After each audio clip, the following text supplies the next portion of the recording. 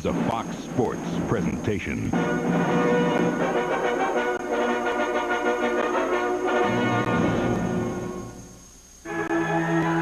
A season of grand memories and magnificent milestones will evolve into a wild postseason frenzy. It's the NHL on Fox. Detroit versus Colorado. Fierce, physical, emotional. Hockey's Armageddon. Today, they duke it out in Denver. It's a showdown in Pitt-Town when the Bruins invade. Boston is cooking with Samsonov leading the surge, while top pen Yager wears the league's scoring crown. In a Texas twister, Chicago blows into Big D. The Hawks' playoff streak has ended. Dallas is one of the league's top guns with sights set on Stanley. The Flyers and the Clares lighten it up with 3 straight 50-goal seasons. Today in Philly, the Rangers come calling. In Los Angeles, the Kings are making their first postseason push since '93. But first, they go duck hunting. Soon we play for keeps, baby, on the one and only Fox NHL Saturday.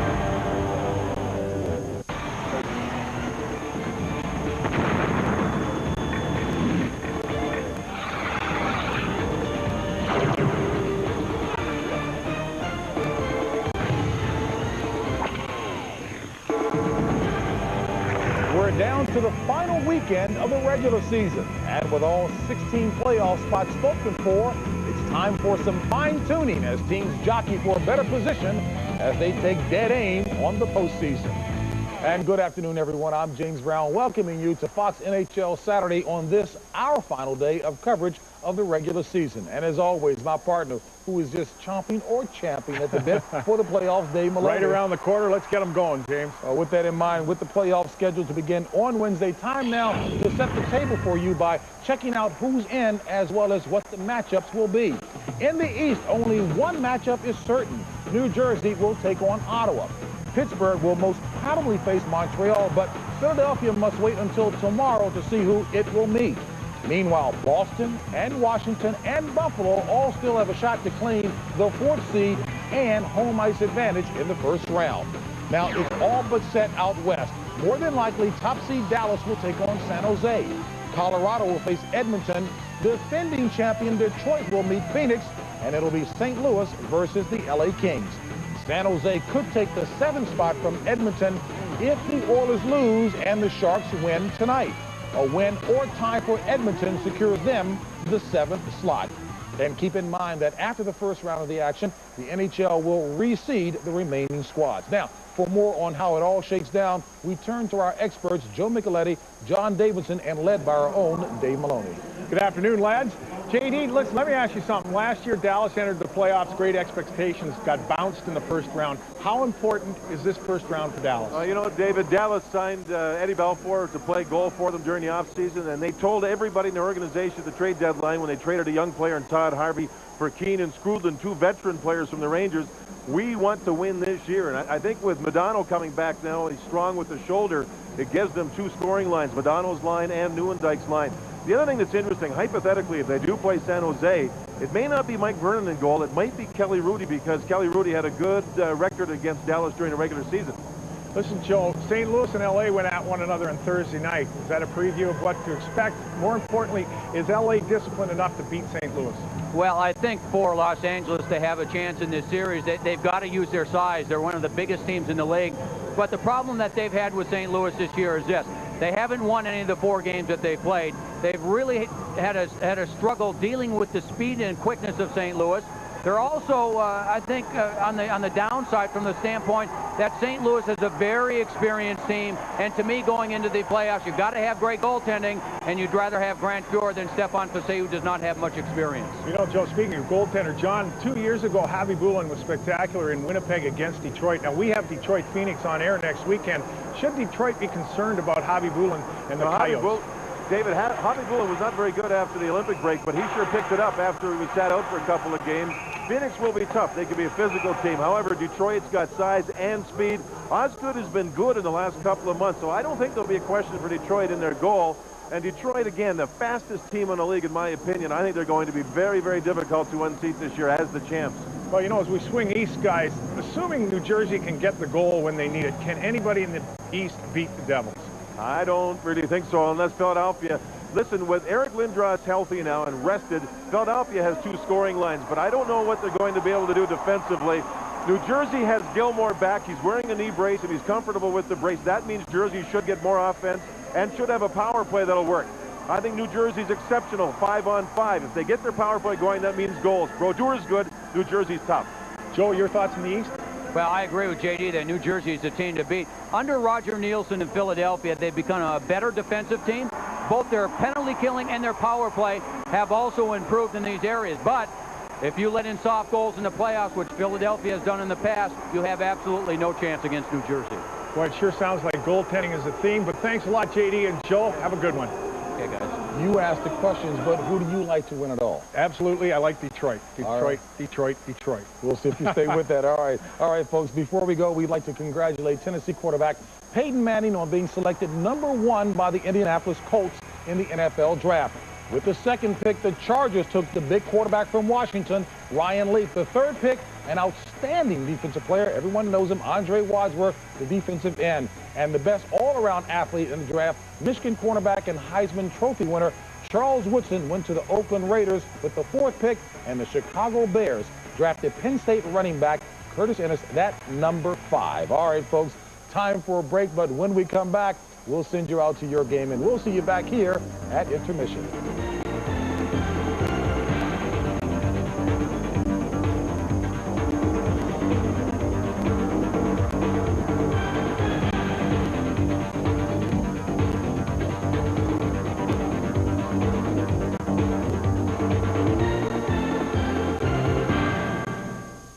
Will Damon's romantic dinner backfire?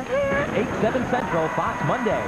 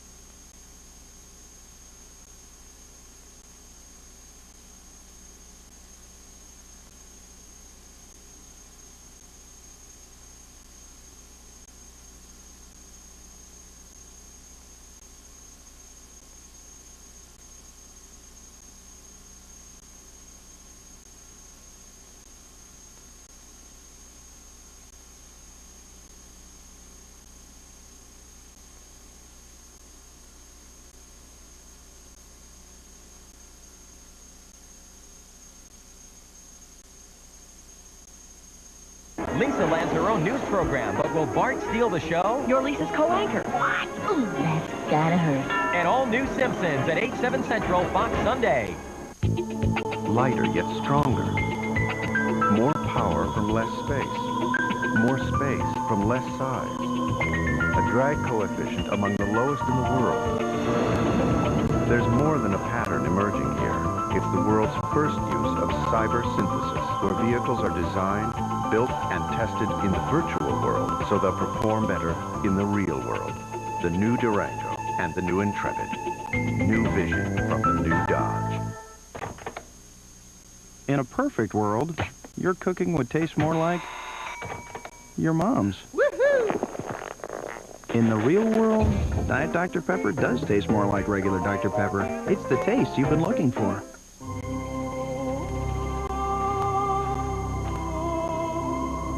What?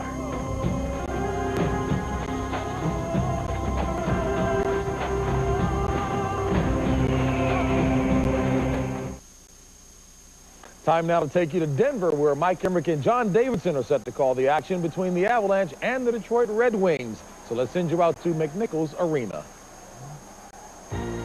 A blanket of snow in the mountains and in downtown Denver, but it isn't going to stifle the heat at sold-out McNichols Arena. The last two feuding Stanley Cup champs, their playoff position set, play one last regular season game. Good afternoon, everyone. Along with John Davidson, I'm Mike Emmerich. This is a mean rivalry. Might be the best rivalry in all of hockey. We don't know what to expect today, but we should tell you, those who know the history, Darren McCarty of Detroit and Claude Lemieux of Colorado are starting for the opening face-off today. Colorado is going in, not really the way they want to. They've only won one of their last 8. Yeah, but that was the last game they played, Mike, and that was on home ice a couple of nights ago. Their big line was put together, and man, did they play well. Their big line goes as good as their centerman does, and that's Peter Forsberg. They combined for 9 points in the win over San Jose. They'll be together here this afternoon. This line, when it's going well, may be the best line in the sport. Well, Detroit's one of the best teams in the sport right now. They won 6 of their last 8. And, you know, we know about their big stars on their team, but it's been more than that this season. They're big, they're fast, and they have grinders who can score. They're third and fourth line players, and we'll see a lot of them today. Brown, Draper, Lapointe, Maltby, McCarty, these are the types of guys you look for that can grind it out, show a lot of speed, play with heart, and get you some goals. The third and fourth lines for Detroit this year have provided a lot of offense for the Wings. Detroit's Kevin Hodgson is unbeaten in 4 months. 4-0-3 since mid-December, his first start in 10 games. For Colorado, Craig Billington, the well-spoken, calm backup to Patrick Waugh, starts for the first time in 6 games. They've got some commanding personalities in charge of this game today. The referee is Don Koharski. The veteran linesmen are Swede Knox and Randy Mitten. Mark Crawford, who has been a part of both of these great battles in the regular season and playoffs between these two teams, and Scotty Bowman, the coach of the Detroit Red Wings, and we are underway. McCarty lined up alongside Valeri Kamensky at the start of this, so he wasn't side-by-side with Lemieux, though they were out on the ice for the face-off and an icing touch-up. We point to them because Lemieux really has been the lightning rod for what all has taken place over recent years, or particularly a couple of years between these two teams. His check from behind on Detroit's Chris Draper got Lemieux suspended for 2 games of the finals. Colorado won the cup. And then McCarty and Lemieux and the goalies even fought in a game 10 months later. McCarty won the game in overtime. Detroit eventually went on to win the cup. And there have been more fireworks this season. Yeah, but as you mentioned, Mike, the veteran referee Don Koharski, who will hammer these guys early if they get crazy on the ice, and 2 veteran linesmen, I don't really think they're going to get out of hand. I really don't. McCowan, a shot that is grabbed by Billington and put back into play. Detroit going with 8 defensemen today. They do not have Steve Eiserman in the lineup. He is back home. Brendan Shanahan is not playing today either, nor Igor Larionov, nor Slava Kozlov. The handle by Billington, and it's dumped along near Claude Lemieux. And with the 8 defensemen for Detroit, the big pair is Lidstrom along with Larry Murphy. I think if the plan goes well for Detroit, they'll just use that pair on the special teams, killing some penalties and playing the power play, as Detroit wants to give them as much rest as possible to prepare for the playoffs, as you now have the second icing against Colorado. Scotty's club spent the last couple of days in Colorado Springs, where there was 6 or 8 inches of snow, so they couldn't ski and they couldn't play golf, but they rested. They rested a lot, and that was what the idea was for the Red Wings on this last road trip of the regular season. Mark Crawford's just been talking to his players recently about the Stars stepping up. Well, they did in the most recent game. He said puck support is also something they're looking for, Mike. In their own zone, somebody has to make a pass, get somebody near him so it's a short pass, play good defense, and that'll lead to good offense. Huey Krupp not in the lineup for the Colorado Avalanche, the veteran defenseman today. Adam Detmarsh is not as well. Stefan Yell and Shane Donovan. Puck controlled by Corbet, jammed it out in front, but it's thrown back across by Matthew Dandino, and he retrieves. Dandino for Detroit. The close-off attempt of Tom Fitzgerald mostly failed. That one went off Slava Fetisov's stick.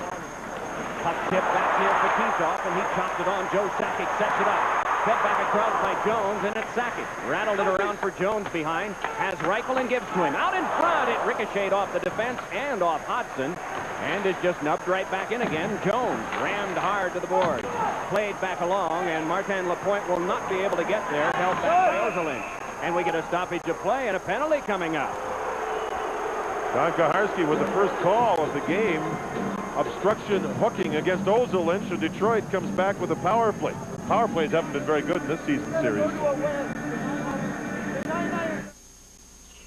What you're seeing is amazing because this tire is flat.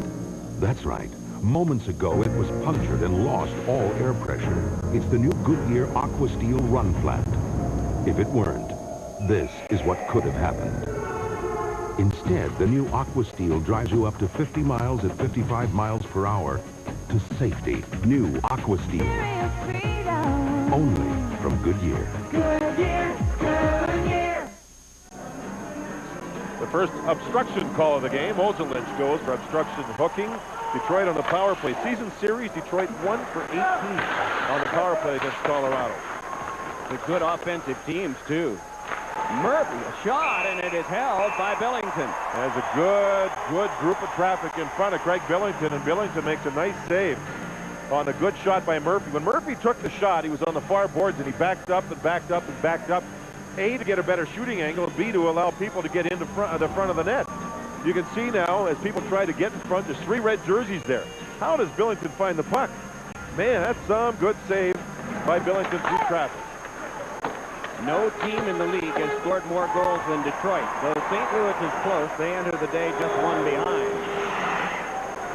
Larry Murphy and Nicholas Lidstrom getting a lot more rest with the appearance of Dmitry Mironov having come in to trade at deadline time. This angled back in, and they'll go back to take it again. Lidstrom played it on to Chris Draper. Draper tried to work it back in. Tom Fitzgerald came by and knocked it loose. Do you expect we'll see a lot of Lidstrom and Murphy today? Just on the specialty teams, Mike, and we've already seen here on the power play, Lidstrom and Murphy come out for the first shift of the game. Scotty Bowman just wants to be smart in this game, get rest while he can for certain players. And because of the injury problems, example, Shanahan's got the back. He's seen a chiropractor trying to get himself healthy for the playoffs. Iserman, I understand he's going to try and skate tomorrow in Detroit, so they're hoping that that'll go well for him. Larionov has skated well for 2 days, but took warm-up here, will not play, obviously, this afternoon. He's getting better and healthier. Holmstrom and Gusarov tied up. Now McCarty in a battle with Adam Foote. Puck spun to the front, and it's snapped out of the air by Billington.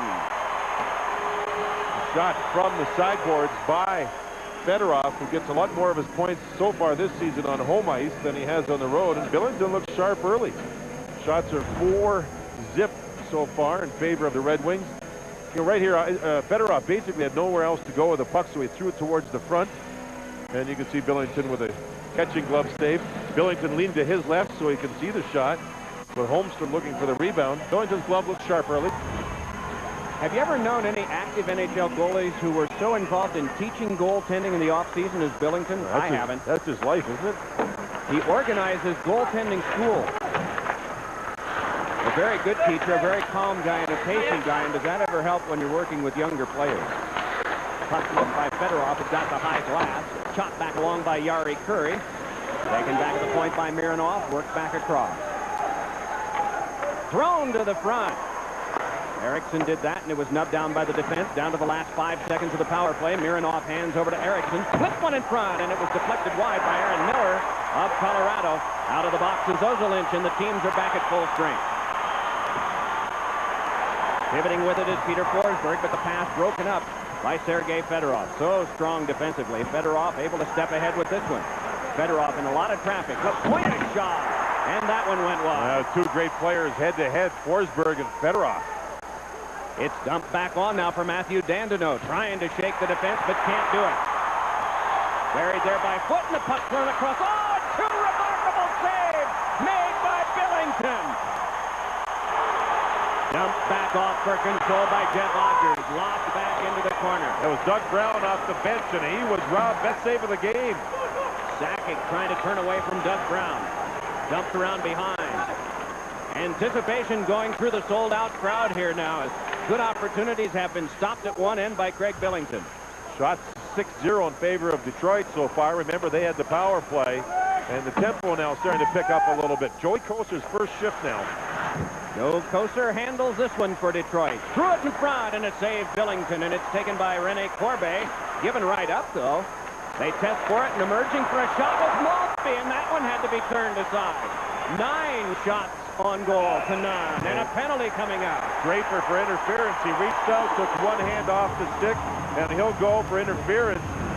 You'll see Billington, Rob Brown. Brown had just stepped off the bench. Great reaction save by Billington.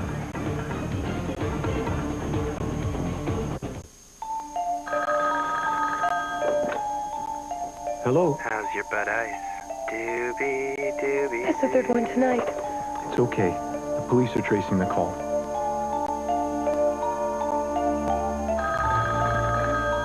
Hello. This is the police. Those calls are coming from inside the house. Repeat, those calls are coming from inside the house.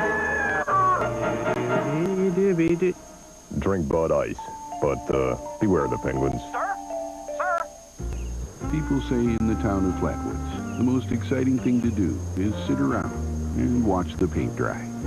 Especially when it's Behr Premium Plus only from the Home Depot. It's going on so smoothly. Nice color. It's 100% acrylic.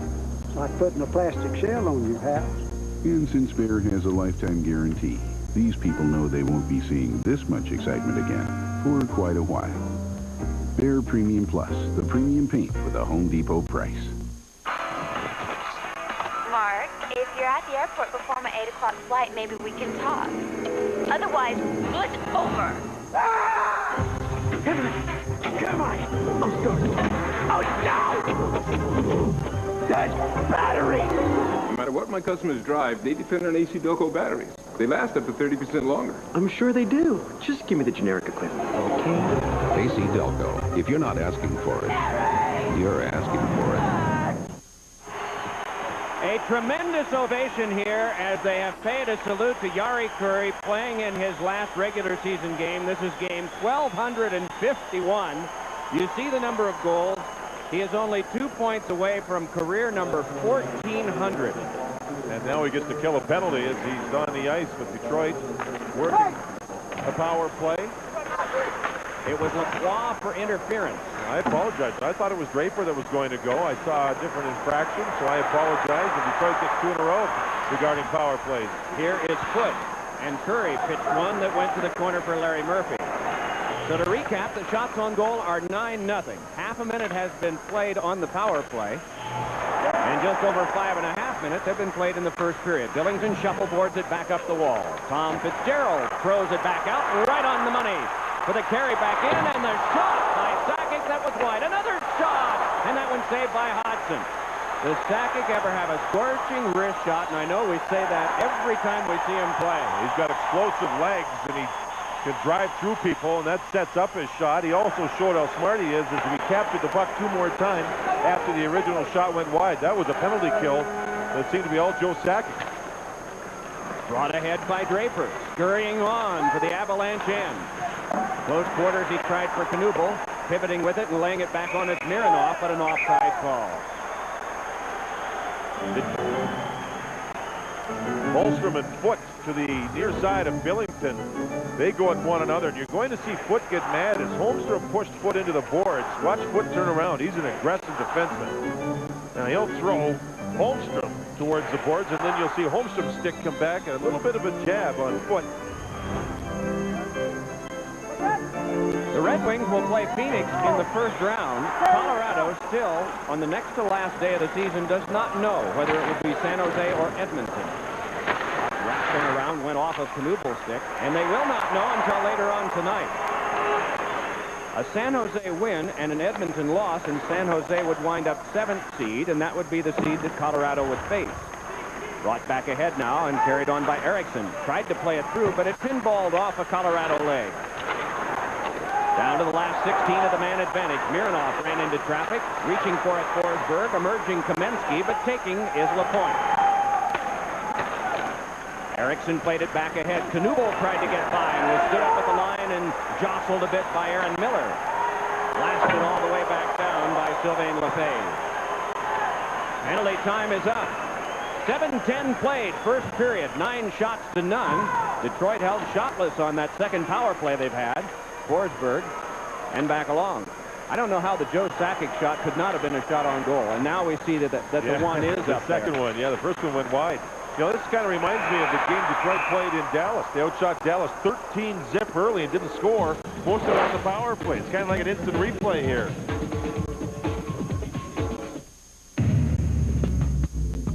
Even though Dodge Ram is the bright red gold standard of pickup trucks, we're always improving things. We've made our available Magnum V8s even more powerful. We've improved the already world-class interior. In all, we've made 130 improvements to the Ram lineup since introduction, including this one, our new flow-through ventilation system. New Ram Quad Cab. The rules have changed. Dr. Scholl's next stop, San Antonio Zoo. I want to talk to you about pain. My feet are shot. My knees ache. Lower back. Did you know back and knee pain can be caused by the way you walk? No. The way I walk? If your feet aren't hitting the ground evenly, that can throw everything out of alignment all the way up to your lower back. This is the Dr. Scholl's Dynastep insert. Very futuristic. Its U-shaped design cradles and supports your foot so it hits the ground evenly. Feels real good on these big old feet. Like your foot's cupped in the shoe. I really think these would help my lower back pain. Would you like a Dynastep insert? No, don't eat it. No. 2 magazines, 1 double espresso, $12. Khaki pants, $45. Work boots, $85. Realizing you're unzipped before anyone else does? Priceless. There are some things money can't buy. For everything else, there's MasterCard. Accepted all over. Even coffee bars. Playoffs begin this week, a new day and a new time for Fox. 2 p.m. Eastern for most of the games. Detroit and Phoenix next Sunday will be at 3 Eastern because of the 3-hour time difference. John and I held out for that because we wouldn't get to the rink 11 a.m. in the morning. Got to have enough coffee to get us fueled for that. So they said, well, okay, we'll go at 12. How's that? A little diet soda. Jammed along for Joe Koser. Taken away by Jones. Swept along now for Koser. Or whichever crew winds up being assigned to that game. They'll need their coffee, too, we would assume. It's played on back now for McCowan. Slava Fetisov is the partner of McCowan. And a little extra coming from the stick of Fetisov on Keith Jones. Fetisov stood up on Jones, and Jones planted an elbow into the head of Fetisov. And then Fetisov went back to Jones twice, and that's why he's going to get sent to the penalty box. It'll be a retaliation penalty, and Colorado will go on their first power play. Fetisov will go. It started with Fetisov again, standing up in the neutral zone, and he'll collect the elbow. See that? He stood up in the zone and got the elbow right to the kisser. Now, Fetisov is mad. There's a shot. That's a penalty. Now he's going to get another shot knowing he's going to get the penalty. All that in front of the referee, so Fetisov goes. That's the original call. And Fetisov has gone to the box. And I'll tell you what Fetisov's mad at. Why he's mad at Mike. He's coming off a group, or at least some time, where he was elbowed and took a shoulder right to the jaw, and he was fuzzy for a couple of weeks. Hadn't played very much. And here he takes a shot to the head again, and he's going to get mad. And I think he feels in his own mind it's worth a penalty, even though he gets a double minor here. He's not going to allow players to throw an elbow into his face. He wants to make sure he gets it back. Now, Keith Jones, look at him smiling. He's a classic. He does this a lot. He's done a lot in his career where he'll draw retaliation penalties. Or wait till they get Deadmarsh back, and they get Jones, Deadmarsh, and Sakic going for the second line for Colorado. Boy, that'll be a spunky, gritty line for the Avalanche. Power play time. Jones is about half of Fetisov's age, too. A little over. Here comes Kamensky. Kamensky swinging one, and it went into Hodson. And it's cleared away from the pinching Ozolin. Now, do you get the sense that Don Koharski's going to call everything and not allow this game to get out of control? We saw Fetisov do 2 things. He gave him 2 penalties. He did not see Jones, obviously. That's why Fetisov got mad. Puck came back to Ozolin. Big drive, and it went off of Hodson. Another one. And reaching for it, Kamensky, but coming up with it is Rouse. Turned it along now for Forsberg. Gets by 1. Forsberg back to the point. Ozolin dealt it back to him. 50 seconds gone, double minor. Ozolin quickly shifts to Forsberg. Ozolin again. Fires, and a diving block made by Aaron Ward. Kamensky. Close quarters from Sakic. Kamensky tried to work it behind for Forsberg. They scrapped for it there. Forsberg back. Ozolin hurries. Kamensky for Lemieux. But he was taken out of the play by Ward. Ward's had a great penalty kill. That play on Lemieux saved a goal, and earlier he blocked a shot. They work on it again. Forsberg's pass kicked behind, hurried along by Sakic. Forsberg there. Nearly a minute and a half of the 4 minutes kill. And it's away from Sakic. Trying to get to it is Draper. And Draper is able to jam it on his backhand back deep. Draper at the end of a long penalty-killing shift. If he had been fresh, he might have had a breakaway with his speed, but he was tired. Halfway through the first period, LaPointe a shot, and that had to be patted down by the shorthanded goaltender, Craig Billington. So the shots are 10-2. Colorado with one already in the first minute and 52 of the 4-minute power play. Pitchfork back in by Lefebvre. First one there is Corbet. Got it around behind. Jones. Check. After it goes McCowan. Popped it high. Crashing in is Corbet. Jones got it back to the point. Lefebvre hands it over to Miller. Drive. Save Hudson. Rebound. Pitched back out again by Mironov. 1:45 to go on the double minor. They have Francois Leroux out on the left wing on the power play now, trying to stir things up at the blue line. He's going to get right in front of the net if this power play sets up. This one hops away from Lefebvre, and after it is Darren McCarty. McCarty lobbed on for Larry Murphy, and it's chipped right near Billington. It's interesting, isn't it? Yeah, Leroux is already throwing a little bit of a cross check to the back of McCarty. Hodgson reached out and tried to knock Leroux on his leg with his goal stick and missed. Worked along by the Red Wings. They couldn't get it by Gusarov. It's dropped back in for Leroux. Swung it behind. Lidstrom able to hand it along. McCarty turns with it there and gets it to neutral ice. They might have a 2-on-1, but it's worked ahead now for Murphy. Peels off and looks. Shovels on to Fedorov. Fedorov tried to dance by the oncoming hit coming from Fitzgerald and succeeded. 45 seconds to go. And 2 shots on this double minor power play. We haven't had a whistle during the whole thing here. Not a lot of offense by Colorado. Detroit's been very good in their own zone. They blocked shots, and here we go. Knuble leaps it ahead. Brown trying to get by. Taken out by Gusarov, and a penalty coming up. You talked about speed, John, and there was speed that had to be canceled out. This Detroit penalty kill here for over a minute, or over 3.5 minutes was exceptional. Not much got through to Hudson, and when it did, it was only from the blue line. You'll see the puck work through the middle, and Gusarov's caught over on the right side, and he's hooking at Brown to slow him down. Knuble jumps in, and they can't get loose as Gusarov had lost position. You can't lose position on a fast Detroit team. And you see here, you see Gusarov. This is called water skiing. He's got a stick into the hip. Brown actually holding the stick there, as you see, of Gusarov, but the call's made. Gusarov goes for 2. There's 28 seconds remaining on the minors to Fetisov, so we'll have some 4-on-4 action. Ozelinch has picked up a 10-minute misconduct, so he's going to be lost to the Avalanche for the rest of this period and into the second. A lot of this has to do with Kaharski. Now, Kaharski's talking to Joe Sakic. Kaharski has come in here as a veteran referee. He knows about the situation with these two teams, and it can explode like a volcano at any time. And he walks in here, and he has been hammering the teams early. And the players should pick up on this. Not going to get away with anything. And if you're going to yap at a guy, you're going to get a misconduct. So now Ozelinch, with only 8:10 to go in the first period, he's gone to the locker room to finish out the period. It's a good lesson for the coaches, for the players. Kaharski's calling everything. Now Ozelinch is circling around. Is he going to go? Can they open the door? What's going on? Oh, maybe he didn't get 10 minutes. Mike, he's on the ice. Well, they can't open the door. There we go. You know what? It is 3 people to open it. With all appropriate respect, it's a union job, and not anybody can walk down there and do it, I think. Touching that one. I know you would. Touching that one. I tried to turn a light off in the studio, and I thought better of it. 4 aside, they tangle here. No score in the game. The shots are 10-3. Holding their after cards, John Davidson, Mike Emmerich here from McNichols Arena in Denver, Colorado. Puck brought back ahead to neutralize and handed on for a little lob back in by Lefebvre. In 10 seconds, the power play will begin for Detroit. Forsberg turns nicely, works it in close quarters for Sakic, but that knocked away, and 2 players equally divided. Eriksson and Forsberg tangle and go down. Meanwhile, the puck back to neutralize. Play continues, and now the penalty kill is on for the Avalanche. They have killed 20 straight going into this game, so this would be the 23rd in a row they're going to try to kill. Erickson fires it back across for Mironov.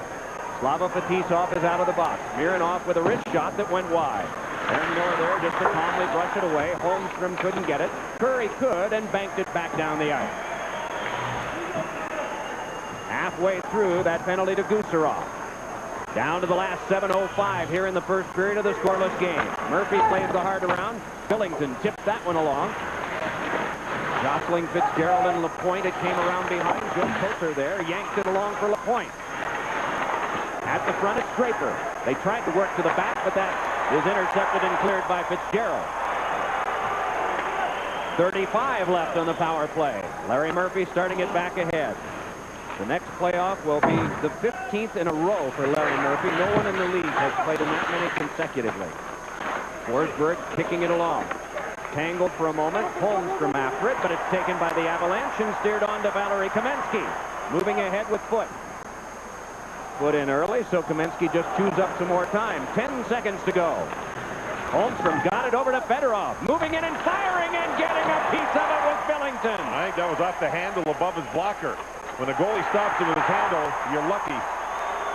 Foote and McCarthy testing once again.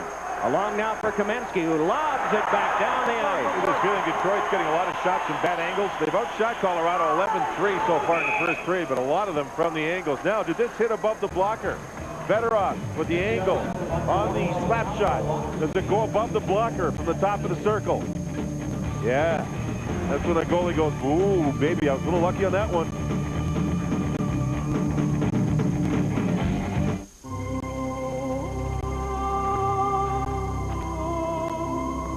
What?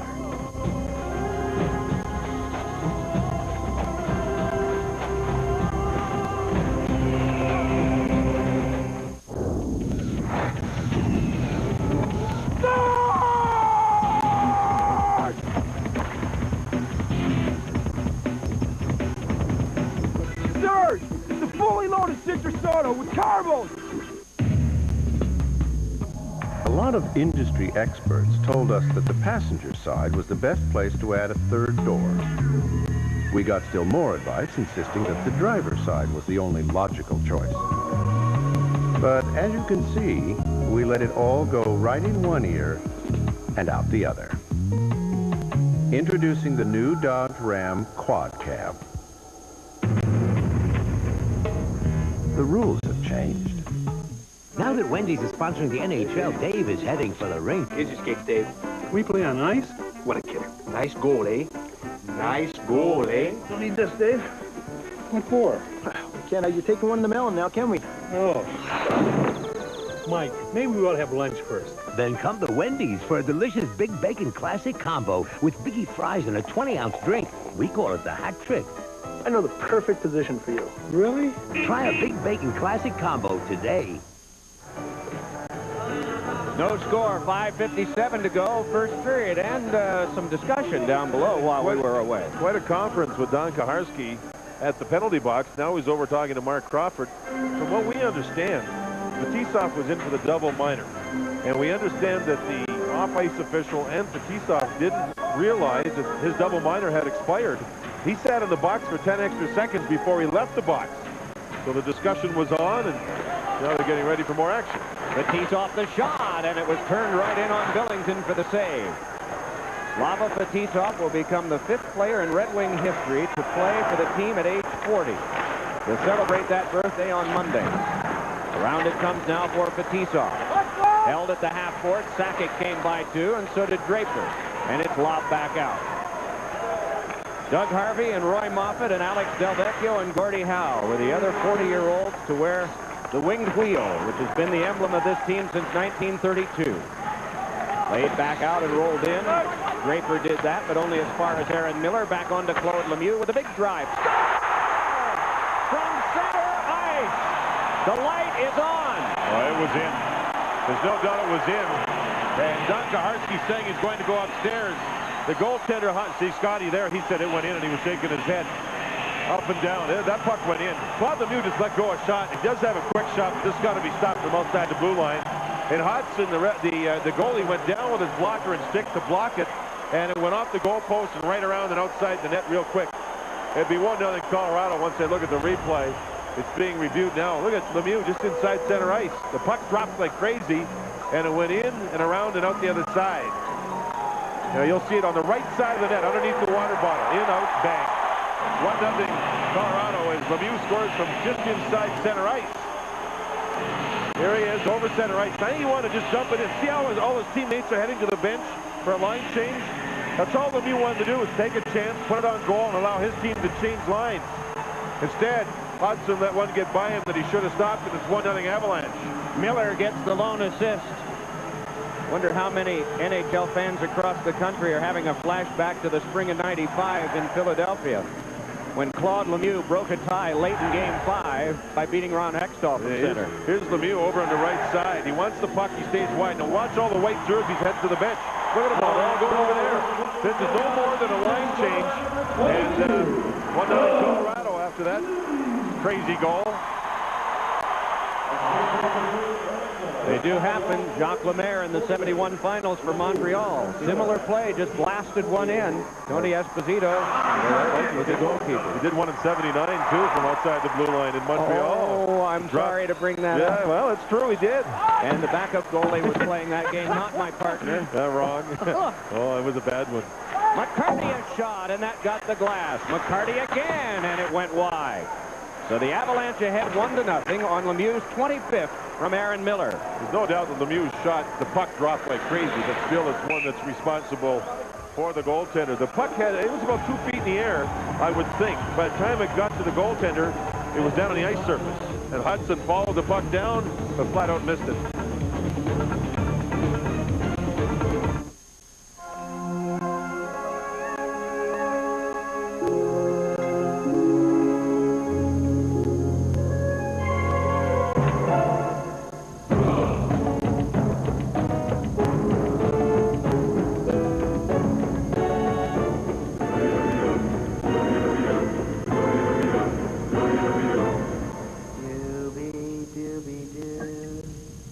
Drink Bud Ice, but beware the penguins.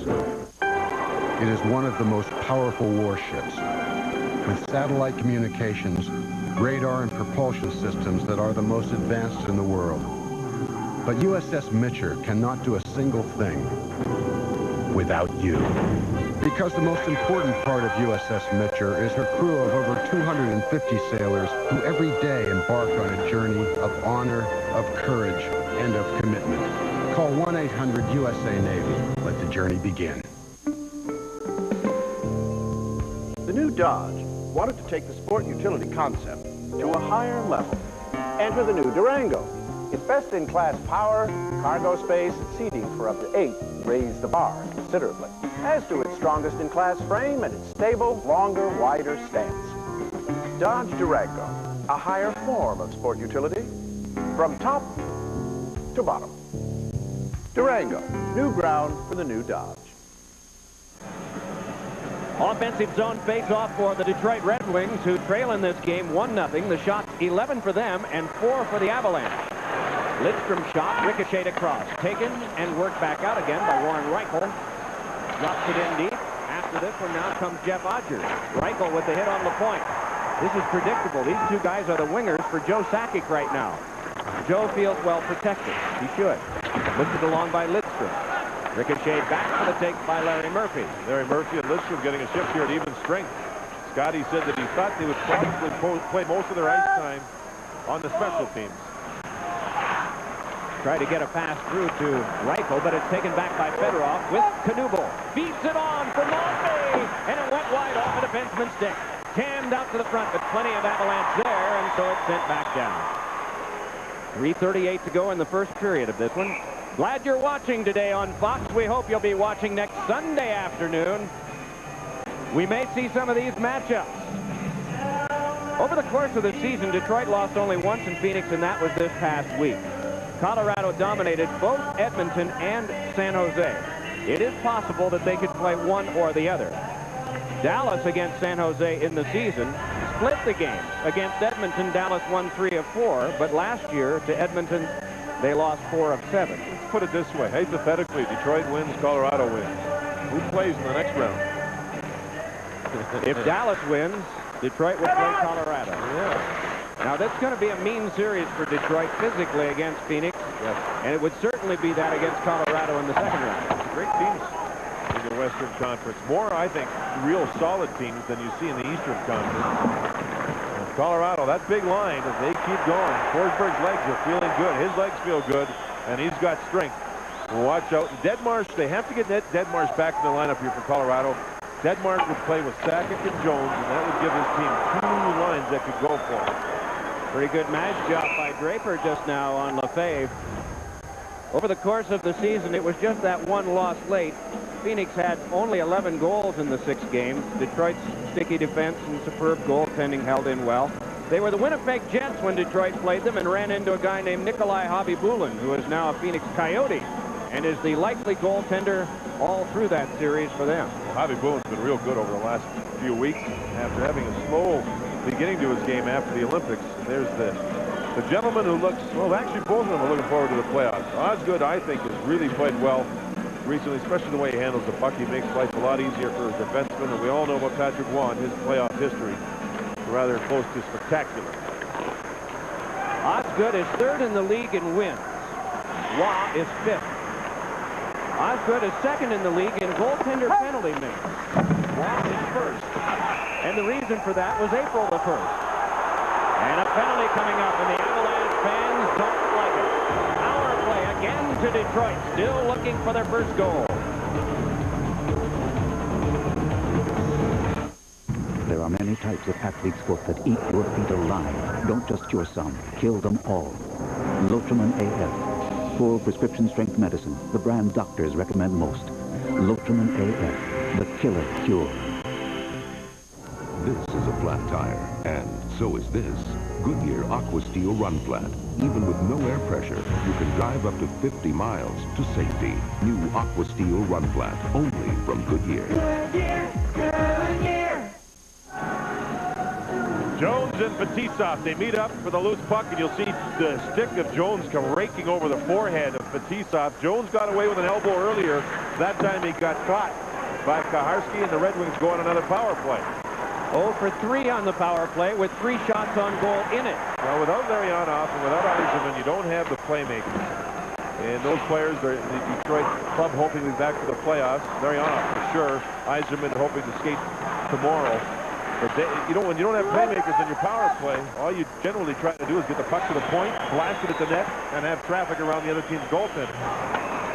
Half a minute has been consumed on this, down to the last 2:10 of the period. Mironov bringing it on, knocked away by Fitzgerald, and an offside call. This Colorado club, they have been using Forsberg quite a bit to kill penalties. In the last game against San Jose, Forsberg there, center right, steal, short-handed, moves in on Kelly Rudy, and boom, it's in the net. Forsberg and Sakic kill penalties a couple of times together. And this club can be dangerous short-handed, especially on home ice where they have 7 of their 8 short-handed goals. Philadelphia has struck first. Nope, change that. Rangers have. Beg your pardon. Used to saying that. On me? You're just used to saying that, that's all. I could have sworn that's how I saw it, but when I saw Kovalov, I knew it couldn't have been that unless somehow or other they violated the trade deadline provision of the NHL. All right, here comes Knuble. To the boards and glass by Aaron Miller. Big shot by Brown. And that one is grabbed off by goaltender Craig Billington. Some good hitting. Some good hitting in this game as you see Knuble getting his helmet knocked off. He goes wide. Miller, a big kid. You can see the leg strength by both players here, and then Miller with a driving body check into the glass that doesn't move, and the helmet knocked off. You know, the last game Dallas played was in Phoenix. Phoenix has the same glass they have here, Mike. It's that seamless glass. Dallas did not play Madonna there because they're worried about the shoulder when you get hit into the seamless glass. It doesn't budge, and they're worried about Madonna maybe getting jarred. So they sat him and decided to play him today to be able to get him ready for the playoffs. Shot by Murphy, rebounded for and unable to get a shot away with Fedorov. Now Brown couldn't get a shot off. Murphy a drive, and that one knocked down. Another try, and it's save made by Billington. Oh, has he been impressive? Onto the back. Murphy slams one. Oh, and Billington blocked it down. Right back up by the defense, and here they come. Foot in it 2-on-2 with Joe Sakic. The Red Wings converge and shift from defense to offense. It's nudged ahead now for Holmstrom. Bringing it ahead, he's got Lindstrom up the wing. Flips one that's blocked away by Kucherov. Good action here and some tremendous goaltending by the veteran Craig Billington. Here is Fedorov just cruising on the outside. Threw it across for Nick Lidstrom. Down to the last 10 of the power play. On to the point, but it must be played in neutral ice by Bob Rouse. They played some catch. Rising to come out of the box is Jones. He's freed, and the teams are back at full strength. Ahead comes Kurt Maltby. Maltby a shot, and it went off of Billington and then bounced wide. Raper back to the point. Rouse with it. Fires, and it's blocked right back to him. Another try. It's deflected to the glass. Nice to the other point. Waiting is Ward. Ward threw it in front. That was deflected by McCarty, and a pad stop made by Billington. Wonderful goaltending. Good as it gets. 16-4 the shot. Billington marvelous, and here's a hit. Another penalty as Maltby is knocked down at the blue line. Detroit will go on another power play with 11 seconds to go in the period, and we've seen some fabulous goaltending as Mark Crawford looks on. In the intermission, JB and Dave will be along. We will have scores and highlights and Dave Maloney's awards. I understand he's handing out one for the best music video of the 1970s, and you're winning that. 70s, yeah. It's nice to see goaltending like this. Billington, you can see he's got traffic in front. He's trying to avoid the traffic. There's a catching glove save and a save on the rebound. This one here, the puck was put away from the net by Yari Curry. See the goal stick of Billington off the goalpost to set up his angles properly. Good concentration. Up, down, around. Real good balance. He's good. Is Billington is staying on his feet there. He has to leave his feet to try to find the rebound. Oh, he's put on a clinic here in the first period. Exceptional goaltending. Just getting ready for the summer, and maybe with another Stanley Cup ring to his credit. Oh, Dandeneau closed off. Lapointe hands it on back, and it's marched back out by Erickson. Worked ahead by Mironov. Mironov posting in offside. And the horn sound to end the first period. 20 shots were taken. 80% of them by the Red Wings. But 100% of them were stopped by the goalkeeper, Craig Billington. This is just all a part of the matchup. Nothing suspicious here. Little argument at the end of the period that closes with the Avalanche ahead of the Red Wings 1-0. James Brown and Dave Maloney will be along after these messages and a word from your local Fox station. Fox NHL Saturday is brought to you by Bud Ice and Bud Ice Light, the official beer sponsors of the NHL. By Primestar Satellite TV. Primestar gets that good. By Nike. And by the new Dodge. It's about change. There's a romance in Hank's garage. My new workbench is never going to get used. Oh, it got used last night. An all-new King of the Hill, Sunday after The Simpsons.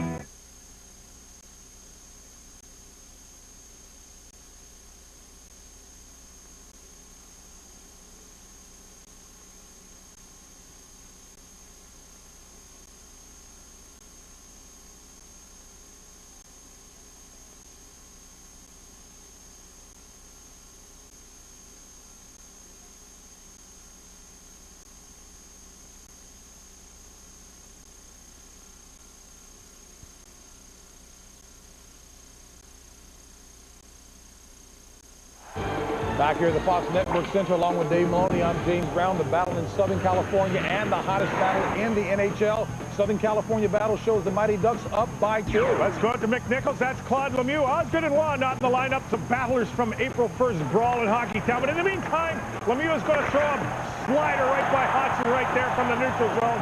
1-0 Avalanche. Detroit has dominated play, though, in the first period. As we move to Dallas, how happy are they to see him back? Very happy. 17 games Modano missed with a bad shoulder. He's going to set up a power play goal. Spot shadowed as Langenbrunner. He'll come off the wall, off the backhand. Assisted from Modano. That's Langenbrunner.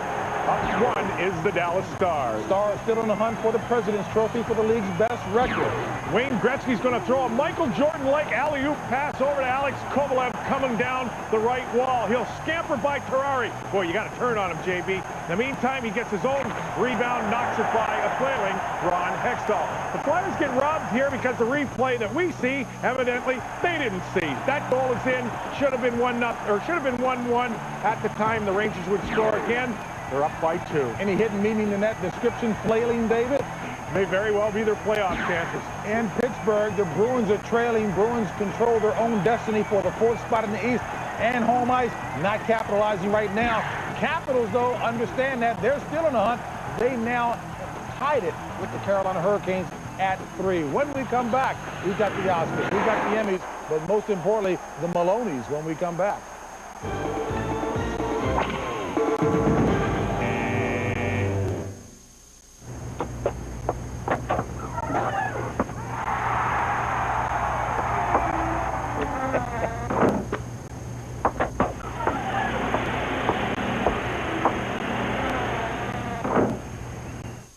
When I decided to train for this, I heard it all.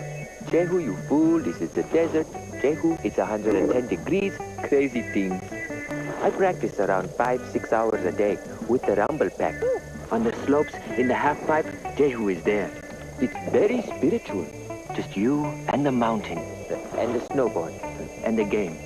1080 snowboarding, only on Nintendo 64. Real close to the real thing. I warn you, snowboarders, watch out for Jehu. Home Depot's philosophy is cutting edge. What does the customer want? We always got something new coming out on the floor. Things that you were wishing would get on the market, and all of a sudden, wow, there it is. It's important to give the customer everything needed to do any project around their home. Like great Grillmaster grills, the flame control system makes certain you get sure starts, even heat, less flare-ups, and perfect meat. Come see the complete line of Grillmaster grills at the Great Grillmaster event. It's happening this weekend at the Home Depot. Never felt like this until I kissed, just a kiss, just a kiss, just a kiss.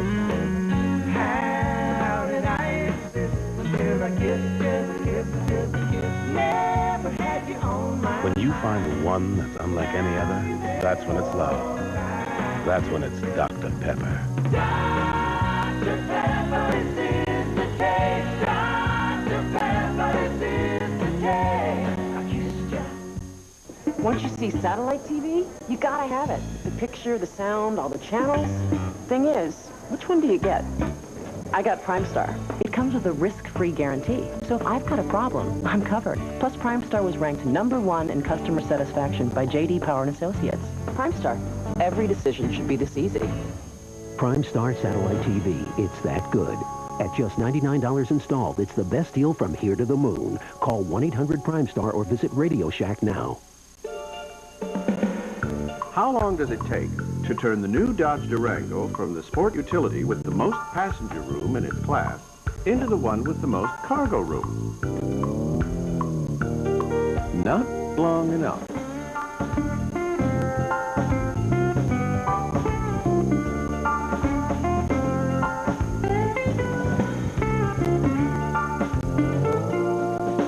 Durango, new ground for the new Dodge.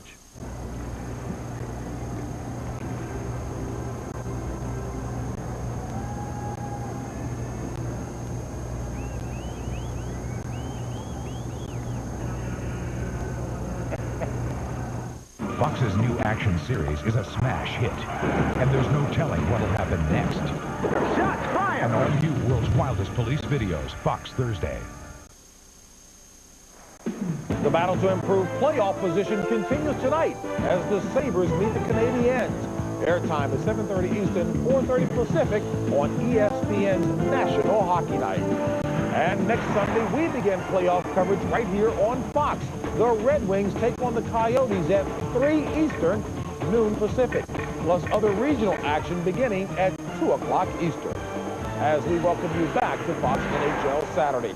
You know, here in Hollywood, award ceremonies are a way of life. We've got the Oscars, we've got the Emmys. Most importantly today, we have the Maloneys. Wow, the Maloneys. Oh, my goodness. JB, as in all sports, the NHL honors its best with postseason awards. Here are my choices for the Players of the Year. Let's begin with the Norris Trophy for Best Defenseman. The runners-up, Scott Stevens of the Devils, who's missed only 9 games in 6 seasons. and Rob Blake of Los Angeles. Blake leads all defensemen in goals with 23, but my pick for the Norris, Nicholas Lidstrom of Detroit. He is a master at reading plays, and with 59 points, leads all defensemen in total points scored. This year's Calder Trophy for Best Rookie goes to Sergei Samsonov of the Bruins. He leads all rookies in goals, his youthful exuberance is why rookies are rookies. Honorable mention goes to the speedy Mike Johnson of Toronto and Patrick Elias of the Devils. The Hart Trophy for the league's MVP is a tough choice. Teemu Selanne has scored a league-high 52 goals despite playing without teammate Paul Kariya most of the year. Jaromir Jagr was asked to adapt to Kevin Constantine's defensive system and yet still scored a league-high 100 points. My pick for the Hart, the Dominator. He's Buffalo's go-to guy, and he's between the pipes. He won the Hart last year, and when he wins it again, he will become the first goalie to win the award in consecutive seasons. The Vezina Award for Best Goalie also goes to Hasek. How good's he been? Well, Hasek's first in save percentage and leads the league with 13 shutouts. Runners-up, Martin Brodeur with a goals against average of less than 2 for the second straight season, and Tom Barrasso, whose save percentage was second only to Hasek. Coach of the Year and winner of the Jack Adams Award will go to Pat Burns. Maloney! It's Maloney, Roger. Burns has been patient and a great leader to a young, inexperienced team. The Bruins are in postseason play this year after missing the playoffs last year for the first time in 30 seasons. Runners-up, Larry Robinson, who has done a terrific job getting the Kings into the playoffs after a 5-year absence, and Kevin Constantine, whose Penguins without Mario finished atop the Northeast. Finally, you can forget any runners-up in this one. The Lady Byng Trophy for Sportsmanship and Excellence goes to the great one, Wayne Gretzky. He continues to be the league's classiest performer. With a career 1,851 assists, Gretzky has more helpers than the next guy has total points. This doesn't include his 1,007 career goals. What a player, the great one.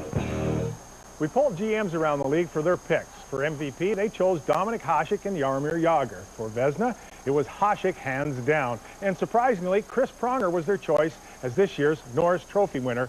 That's why they're GMs. That's why I'm here with you. We know you're just being politically correct. It was the GMs who checked with you. All right, folks, and Fox NHL Saturday continues after this.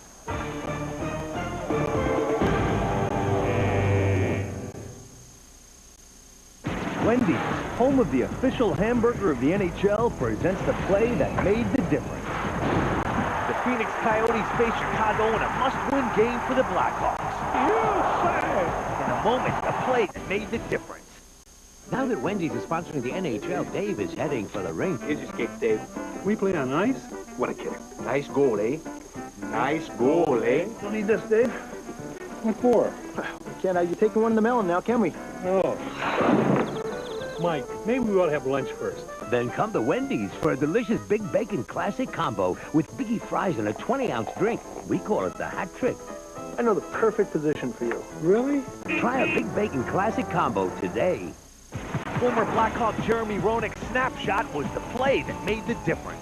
JR has lit the lamp in Chicago, baby. The Hawks are in real trouble here. Oh, how do you think JR feels? Is that the greatest film in the world? The net is your engine. The puck is friction. And we're the guy with the mask and big pads. Introducing 3 new high-tech synthetic oils from Quaker State. Specially formulated for the vehicle you drive and the way you drive it. For superior engine protection. Quaker State, official protector of the NHL. And now at Kmart, get cool NHL stuff when you buy Quaker State. See the Quaker State NHL Cool Collectibles catalog for details. Oh, it's really coming down out there. Cats and dogs. It hasn't rained this hard since last time I had to paint the garage. Van can't work in the rain. Pity us. Is that what you're going to do all day? Honey, I can't hear you. The rain's too loud. The weatherman said it was supposed to be nice today. For the great taste that won't fill you up and never let you down, make it a Bud Light.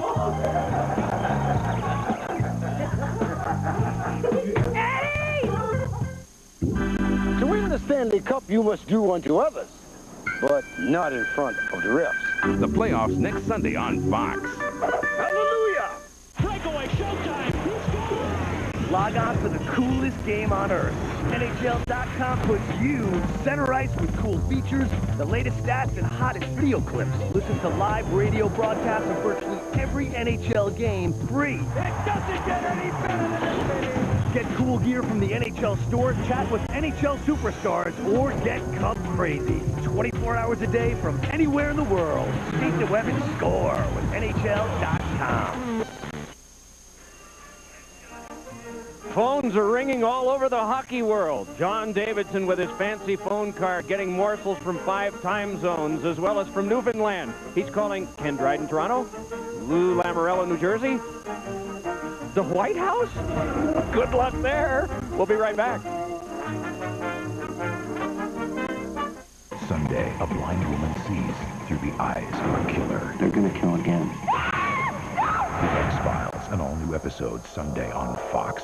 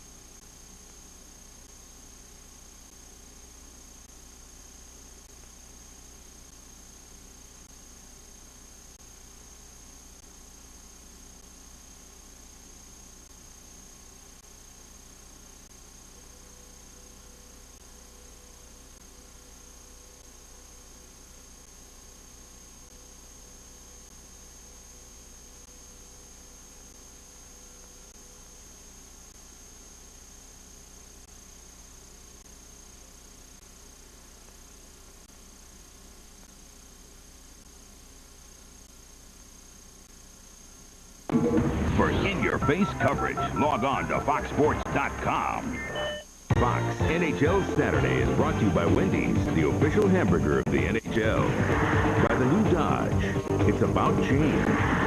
By Dr. Pepper and your local Dr. Pepper bottler. Dr. Pepper, this is the taste. And by MasterCard. MasterCard, the official card of the NHL.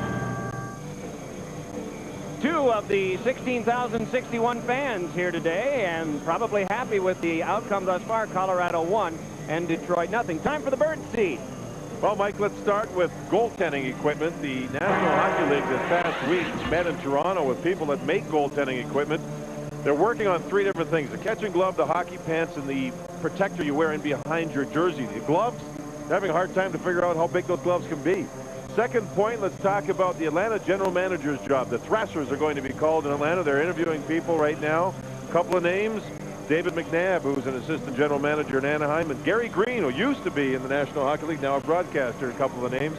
And the last one is Pavel Bure. He scored 50th goal last night. The last game for Vancouver is tomorrow against Toronto. After that game, Bure said that he will then talk as to whether or not he'll ask to be traded and moved out of Vancouver. He knows the fans want to know in Vancouver. Remember this: he hit 50. He has to be the average of the top 3 players, at least in his salary structure. He's hoping that Detroit gets to the conference finals because Fedorov will hit the lottery and be one of those top guys. Bure will be around $10 million next year. So he can stand on the sidelines, watch the playoffs, and applause for Detroit. Shots on goal 16-4, Detroit in the first period. Scoring chances were 10-3. The face-off dominance 14-6, and we are underway in the second period of our game. A minute 45 left on the minor penalty to Sylvain Lefebvre, so the Red Wings start out with the power play advantage. On with it now comes Sergei Fedorov. Fedorov shuffled one over that he nearly took himself, but it's Holmstrom. Tried to nub on through. Gusarov battles, and Holmstrom is able to take it away. Yanked it along now for Fedorov. Chips it around behind. Doug Brown there. Good protection of the puck, then played it on back for Fedorov. Brown for Brown. Holmstrom trying to shake free at the front. It comes to the back. Works back across to Fedorov, then to Larry Murphy. Crisply across now to Lidstrom. Wristed one, and it's deflected wide. Get back to the point again. Larry Murphy waits and fires, and that's a save made by Billington. And Yari Curry plays it back down. Foots and Holmstrom got slapping at one another all the way to the bench. This game is heating up a little bit. A lot of power play time so far. Just under a minute now to go on the Detroit power play. Oh, Draper nearly sneaked through on that pass. Coming up with it now is Murphy. Got it back across. Big shot by Draper, and it went wide. On around for the chip back out by Tom Fitzgerald. We've talked about what a splendid job Detroit has done in getting number 15 Mironov, as well as number 34 Jamie McCowan at the trade deadline. Boy, I think Colorado did something pretty good too by getting Tom Fitzgerald, who is splendid in roles just like this number 14. Back to the point, it's Mironov shooting one that's deflected, chipped at by Miller, and he's able to get as far as Mironov, who jabbed it right back. McCarty, and his pass was blocked down by Clem. Oh, John Clem makes the play there. Miller made a nice play, then lost the puck. Trapped 3 penalty killers up to 4. The only one back was John Clem. Oh, what a play he made, blocking the pass that was going across in front of his goal. Penalty time is up. Teams back at full strength. On that power play, there were about a minute and 40 seconds of attack time, but only one shot on goal registered. Angled back in, and Mike Knuble goes to get it. Knuble striding after it for Detroit, carried off by Foot. Maltby tried to shake it along, but it's taken by Kamensky. Rolled it to Miller, and Miller can connect back out, but off just that quickly Forsberg. Follow-up comes again from Forsberg, turned it on back, and it's Ward giving it on to Knuble. Closed off and taken to the wall by Claude Lemieux. Back comes Forsberg, but he has to get through Ward. The puck goes through both. Forsberg around behind. Checked off by Maltby. Two aside, continue the battle. Maltby working over Forsberg a little bit. Knuble, shoulders to the boards by Claude Lemieux. And a penalty coming up. And Ward and Forsberg are both go. Ward was to get the original. And he saw that he was getting the original. At that point, Forsberg threw a left hook and caught the face of Ward, who was still down on his knees. And they'll both get minors as this thing continues to bubble up a little bit. Almost at the boiling point, Mike. Look at the water on the stove. It starts to bubble a little bit, getting close to the boiling point. Forsberg, that's the original penalty. Maybe it was going to go to Forsberg too. Maybe the second one also. Who knows? Don Kaharski has to make the call. Forsberg definitely going. Ward is still down. Did he get slapped twice? He was the hitter. Did Forsberg at that point nail Ward in the face as he was about to get hit? There's Lemieux with a good hit. Here comes Ward. Yeah, there's a shot right to the face of Ward, and there's another one. And now the player Ward is still down. Lemieux having words with Don Kaharski. Again, Forsberg playing it tough, and Ward down. It has been mean so far. Let's look back at the first.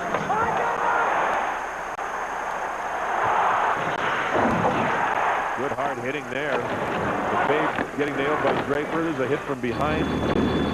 Don Kaharski's been tough on everybody. So Ward must be having a problem here, Mike. The second shot that he got was a left cross by Forsberg that caught him on the jaw. And I'm wondering if that got him a little bit wobbly. Yeah, he's standing up there. He doesn't look too steady, does he? No.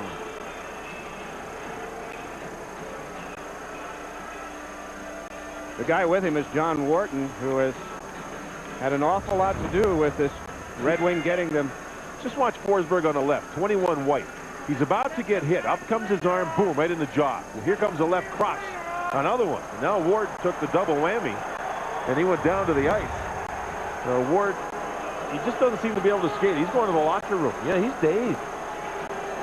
Even with the glove on like that, 2 shots to the face, and Ward is dazed. He's gone. Forsberg's in the box. There's nothing up on the scoreboard yet. regarding penalty minutes, and the door is still open over at the Detroit side of the penalty box.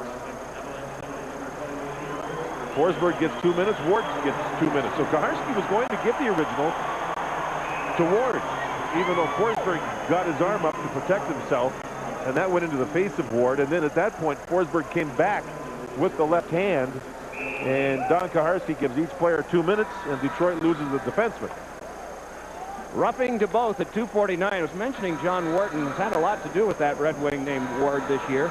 Fractured foot caused him to miss 19 games in December and January. He's had some little nagging things going on, but he plays it physically on a team that really needs that physical presence and has since the limousine injury to Vladimir Konstantinov. Well, we saw how good Ward was in the first period, Mike, with the penalty killing for Detroit.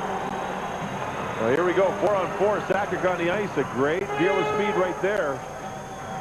He has Lemieux alongside, foot to work in back, along with Miller, and a lob that is just beyond the reach of Fedorov.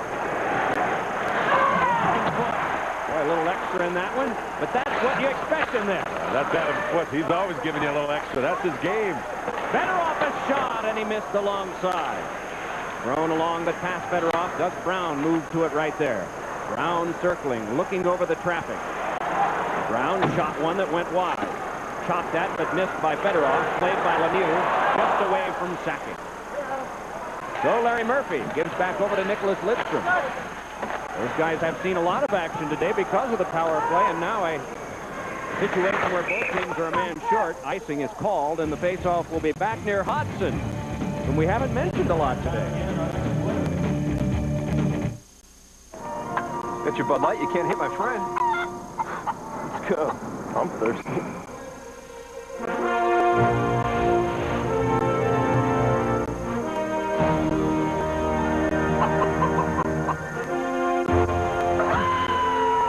For the great taste that won't fill you up and never let you down.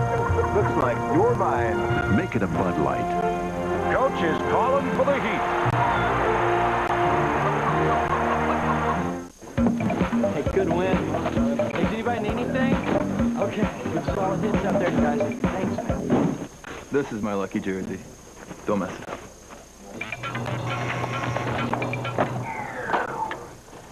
Oh, no. Oh, pink. The colors aren't pink. Oh, no. Hey, Bob. Have you seen my lucky sock?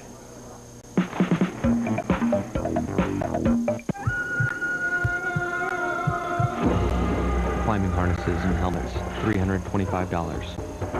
Super durable wrap, $1,200. Venom antidote, $2.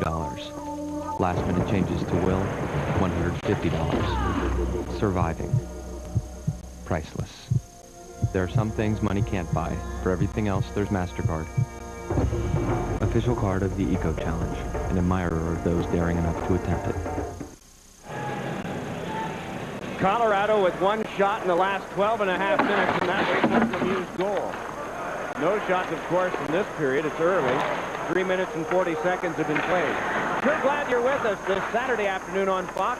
We're going to be shifting to Sunday afternoon as the playoffs begin. Ozelin leads it across. Kaminsky couldn't control for a shot. Brought back ahead now by Matthew Dandino. Coincidental Miners have 50 seconds to go. Dandino trying to get away from the wedge of Ozelin. Put it in front, but it's Curry. Curry starting back. Might be an odd man rush here. Kaminsky trying to get by. Canceled right out by LaPointe. Kaminsky still down. Puck to the point. Big drive by Lefebvre is blocked off by Hodgson. Now we can mention him because he's faced a couple. Kaminsky loves to carry the puck. That time he got hit on the play. It looked like Ozelin was going to jump in and have the odd man rush you talked about, Mike. Detroit is so fast. They get back and they squash those odd man rushes in a hurry. Is there any team collectively as fast in the league? No, I don't think so. John Muckler, the Rangers coach, said that he thinks Detroit is the quickest team he's seen since the Edmonton Oilers of the 80s, and that was one of the greatest teams ever assembled back in the 80s. Wow. Worked ahead, and here comes Maltby. Right in. Save made by Billington. Man, did you see that? Maltby just blew by the right defenseman. Adam Foote didn't even see him, and he was gone. And Billington again makes a big save. Forsberg shakes it back to the corner. Jamie McCowan to play it there. Pouring over the boards, 5 more Avalanche. Meanwhile, it's brought back ahead now by Fedorov. Fedorov able to knock it back in and get it. Cruising around behind. Fed it across the net mouth wide. Eriksson put it behind for Holmstrom. Took it along for Fedorov, then back to Holmstrom. Holmstrom was watched closely by Sakic just about the time he wanted to fire. Eriksson's shot came back to him, another one, and that one got the glass. Back off, and a keep by Eriksson, but at neutral ice. Jammed it ahead. They wait so they can be onside. Dumping it to the corner. Doug Brown after it. But it's Billington swinging it along, and Holmstrom careening it around now for Brown. Dumps it behind for McCarty. Darren McCarty, game number 300 of his career today. Around behind for Holmstrom. Out in front, Brown, score! Doug Brown, again, on Fox. What is the magic this guy has? 1-1 here in the second. Perfect work by 3 forwards. Working the game behind the net, in front of the net, and Brown with a wonderfully quick release. Look at Darren McCarty back there. 2 forwards out front. Brown is by himself. The puck will go back even behind the net again. There you can see Holmstrom, and the backhand pass. And when a goal is scored, Holmstrom didn't even know it was scored. He didn't see it because he was being checked by Sakic. A lot of time behind the net, almost like Wayne Gretzky. And there you can see the pass in front. Brown with a 360 to get rid of his check. There's the shot. You know, Sakic was on Brown. Brown did the 360, got loose, and nobody picked him up immediately. And there's the goal scored to the stick side to tie the game up at 1. Detroit has had 19 shots. Colorado's had 5. We're tied at 1, and Brown gets his career high 19th goal. Holmstrom and McCarty get the assist. John mentioned his career, a wonderful career it's been. Goes back to years in New Jersey as well as Pittsburgh. Part of Stanley Cup championship teams in both Pittsburgh and Detroit. Puck dropped in deep, going to get it. Joe Kocur swung one off of Billington, and Billington has to hang on to get a stoppage of play. Set play by the Red Wings off the draw, Mike. Kocur, that would have been icing, but Kocur knew the puck was going to be dropped into the corner to the left of Billington, and he beat all the Avalanche to the puck. See the face-off? Now Kocur's here. He goes in circles, he's gone. Now this would be icing because the puck's on the Detroit side of center ice. Look, Kocur, he's the first guy there and gets the shot from the bad angle and forces a face-off in the Colorado zone. These little things add up, and that's why Detroit happens to be the champs until somebody knocks them off. I stand corrected on Brown's career as I was hustling through notes there. He was not a part of the championship team in Pittsburgh. Of course, he was last year in Detroit. 6 years in New Jersey, a couple of years in Pittsburgh, and now this is 3rd year in Detroit. I beg your pardon for that. The point kicked it along close quarters to Fedorov. Accepted. Thank you, sir. Walking ahead is Holmstrom. Pivoting along and feeding back to the point. McCowan put that one into the leaping form of Odgers. Taken off now by Fedorov. Tries to step by. Oh, down to the ice goes Jari Kurri. Delayed penalty call is on. And the Red Wings touch. Fedorov will go at the hooking call. A good little move by Jari Kurri. Colorado needs offense. Now they get the power play. The net is your engine. The puck is friction. And we're the guy with the mask and big pads. Introducing 3 new high-tech synthetic oils from Quaker State. Specially formulated for the vehicle you drive and the way you drive it. For superior engine protection. Quaker State, official protector of the NHL. And now at Kmart, get cool NHL stuff when you buy Quaker State. See the Quaker State NHL Cool Collectibles catalog for details. Fedorov on the puck. Kurri so shrewd defensively, steals it, spins away, and Fedorov went from offense to defense, takes the penalty, and is in the box. Ozelinch ahead on the power play. Dealt it across, Sakic there. Rattled it on around. Forsberg crunched off by Brown. Puck knocked down by Ozelinch. Hustling ahead now is McCarty. McCarty defended off by Sakic and threw it wide. Good play by Sakic. Ozelinch and Sakic great on the point on the blue line, but they do give up shorthanded chances. Sakic in a game like this, Mike, working to get his conditioning back. And that was a hustling play he made to come back on McCarty. Here's Forsberg. Bought some time to Sakic to Ozelinch. Ozelinch dealt it on in deep, and Don Koharski in the way of some of that traffic generated by Kamensky. And Kamensky right back out to neutral ice. Has to worm his way around, and there wasn't much room because of Maltby, but a penalty coming up. Forsberg chipped it on through on the delayed call. It's Claude Lemieux. I don't know why Claude Lemieux should give up the puck. He's going to kill penalty time now. If he gave up the puck, his team has the 5-on-3. There's the play. Sakic fired it right to the goaltender. Now there's a whistle, and there's a face-off. Detroit zone 5-on-3 coming up. A game break from James Brown. I love the fundamentals here. Take a look at Philadelphia. Watch Zubris on the pass. He's going to go to the net. Leclerc's going to get a nice pass behind the back almost, but Zubris, the key is he moves to the net. I love the fundamentals in hockey. Rangers up, though, 2-1 over Philly. Back to Doc and JD. Thanks, James. The fundamental there is that Bob Harry let Zubris go. The fundamental is stay with your check. Zubris got loose and scored a nice goal. Now you see there's 2 men in the box, Fedorov and Maltby. 49 seconds on Fedorov's penalty, so it'd be a 5-on-3 in favor of Colorado. Kamensky took the puck outside the zone. Everything was fine for Detroit at the time, and then Maltby moves in, and you see Don Kaharski's calling everything. A little bit of a headlock there. The helmet off the head, and Kaharski makes another call. Aaron Ward back.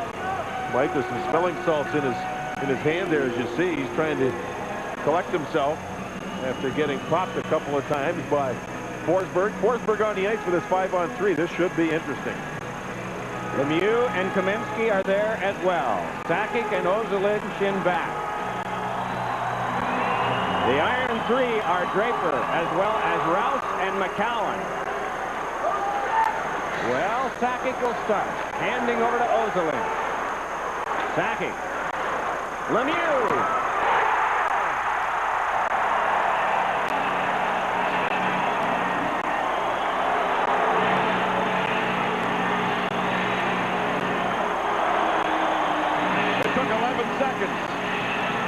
Colorado controlled the face-off. They set up the play they wanted, and within 11 seconds, got the goal. Now there's Lemieux. He has to find shooting and open space. He faced the passer, took the shot, and you know the shot goes back against the grain. Sakic with a nice pass. Hodgson, following the flight of the pass, was moving to his right. The shot went back the other way, and Hodgson couldn't catch up to it. Lemieux's reaction as he gets his second goal in the game. And the Avalanche regain the lead on the power play and stay on the power play. A minute 45, 5-on-4 to go now. 7 shots for Colorado and 2 goals. 19 shots on Craig Billington for Detroit. And just the one by Doug Brown has gotten in. Kamensky is sent to the board by Rouse. McCowan jammed it around. Forsberg tried to take it. Got it back to Kamensky again. Pivoted, but was sealed up by Fedorov. Forsberg trying to shake loose from Rouse's checking. Still trying. Fed one to the front. Thrown across the net mouth wide. Lemieux. A minute 10 to go on the power play. Claude Lemieux up with it. Fed it around behind. Deliberately, it's Forsberg hoping to shake loose his boys. 2 Detroit defensemen named Rouse and McCowan were all over him. Forced it to be coughed up, but Sakic rescues it at the point. And then it's worked back to neutral ice by Doug Brown, and so the Avalanche will have to drop back. Leaping away is Forsberg to avoid a possible too-many-men penalty. And McCowan blasted back down wide. Forsberg does not get the assist on the last goal. He's in quite a race with Wayne Gretzky for the assist leadership of the National Hockey League for this season. Offside is called.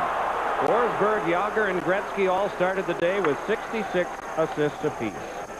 Well, next Sunday, out in Phoenix, they will be starting at 3 o'clock Eastern. The rest of the games you'll see on Fox will be at 2 Eastern time. The excitement of the Stanley Cup playoffs coming to you again this year on Fox. 34 seconds still to go on the Maltby minor. Boy, it's been hard-hitting and competitive. We really didn't know what to expect today with the history these two teams have for just out-and-out belligerence and fighting and everything else. There hasn't been much of that. There's been some pawing and some rough stuff. And Don Kaharski's called everything, or almost everything. Just about. And I think one of the things that'll be heartening to fans and particularly to players is if the tight calls continue when we get into the playoffs. This one skipped back away from Erickson. Erickson chips it back around, taken by Corbet. Corbet fed it to the point. Penalty time is up. Gusarov moving in. Gusarov threw one off a stick at the side of the net. They jousted off was Eric Lacroix. It is Jones for Lacroix. Backed off, though. Good work done by Mironov. Right back into Jones again. Hacked back down by McCowan. And there'll be an icing touch-up. That's made by Gusarov, and it stops the clock with 9:46 to go. Second period, 2-1, Colorado.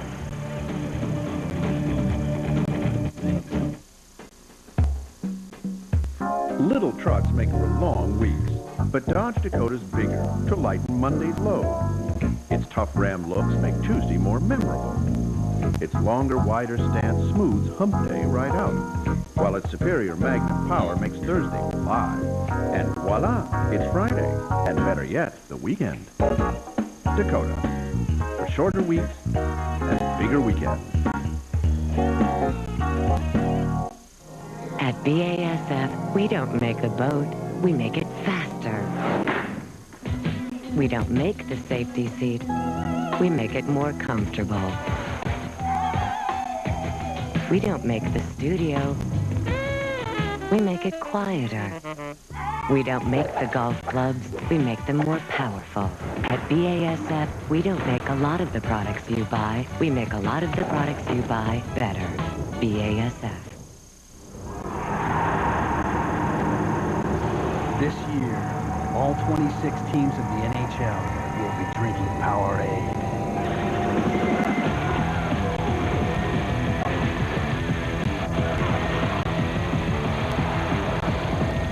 But only one will drink from this cup. Powerade, the sports drink behind the NHL. Play on. Mile High Denver. That sign is there for all to see, particularly the visiting team. It's been 15 years since the Colorado Rockies played here. They eventually went to New Jersey. What was it like playing here against them, John? You know, I actually even played here for the old Denver Spurs. In an old arena that's still here down in the Stockyard area, Mike. Actually, you know, back in those days when you're in shape, not too bad. I noticed it today when we had to walk up to the booth here a little bit, by the lack of oxygen in the system. You were in shape when you played, John? Yeah. Okay. All right. We have Another a penalty coming up.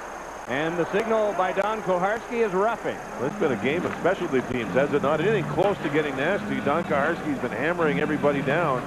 And it looks like Reichel. Make that Fitzgerald, I apologize. He'll be going to the penalty box. This was on the far side of the ice, away from most of the action. And Fitzgerald, who's an unrestricted free agent, after everything is said and done this season, gets the 2 minutes. You think there's any chance he might wind up back in Florida?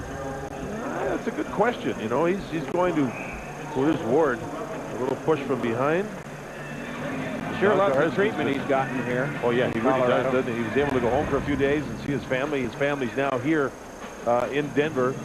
Talking about Fitzgerald. Yeah, he thinks his team's got a great chance at a run at the Cup. They really want to bear down and dig down for the playoffs. Fitzgerald should add a lot of spunkiness, I would think, to Colorado's lineup.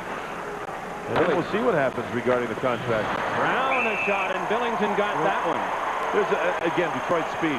Puck was dumped in. Who gets there first? The Detroit player. This time it's Brown. Brown is extremely fast, and he did get the shot. Detroit does a lot of plays. It's called a cross-corner dump-in. Cross-corner, that way, because Brown is going in. Puck comes off the boards, perfectly played. He gets there first and gets the shot. And, you know, if you don't score, at least you force a face-off in the other team's zone. Detroit, all these little plays around their speed, What a team they have in speed. Lidstrom a shot, and it went just wide. Larry Murphy flips it on, off of Yari Curry. Murphy went down, jammed around behind by Holmstrom and taken again by Brown. Forsberg tipped it back ahead. Foot with an 85-foot waster right into the equipment of goaltender Kevin Hodgson. Quickly on to Brown, connecting with Fedorov. Tucked it on back for Murphy. Couldn't get it for control until Forsberg bringing it on. Forsberg, a shot and a save made by Hodgson. 8:25 to go in the period. Just over a minute to go on the power play for Detroit. They are 0 for the prior 5. by Colorado. There's Joe Sakic taking a penalty. You can see John Clem, a defenseman, moved up to play forward on the penalty kill for Colorado. And Sakic moved in on Draper right at center ice. And I think he wanted to throw the check. He ended up ducking down, tried to get his rear end out, and I think he got his left leg out. Draper's fast. He moves to the inside. Sakic is already out there, and it's knee on knee. The referee in that situation has no choice but to make a call. No choice. Sakic, I don't think deliberately put his knee out because he was there in position early, but then he partially lost his balance and he was stuck. He got the leg out. There's no doubt it's knee on knee. Joe Sakic is not a player that plays knee on knee, believe me. But he does deserve the penalty on the play. And now there'll be a 5-on-3 for Detroit as there's 58 seconds remaining on the original minor. Well, they should rack up some more shots now. They've had 7 on their power play so far. You think in the back of the coach's mind that this is one of those games that they just hope they don't get anyone hurt, because it really doesn't have any effect in the standings. I bet the whole season just flashed right in front of Mark Crawford, the coach for Colorado, and his staff, as he saw Sakic, involved in a knee-on-knee, and of course for Detroit, Draper on the receiving end. I imagine he was very nervous about the play, and thankfully nobody was injured. Both those players had their knees out. Or, excuse me, it was Sakic who had his knee out, but you worry knee-on-knee is what I was getting at. Sakic with that knee injury in the Olympics. Here is Fedorov feeding one on, a shot that went wide from LaPointe. Fedorov up with it again. Creek gives to LaPointe. Kicked it on back to Larry Murphy. Murphy, then to Fedorov. A point foul, but he finessed it back to Murphy. Then a shot by Lidstrom was saved.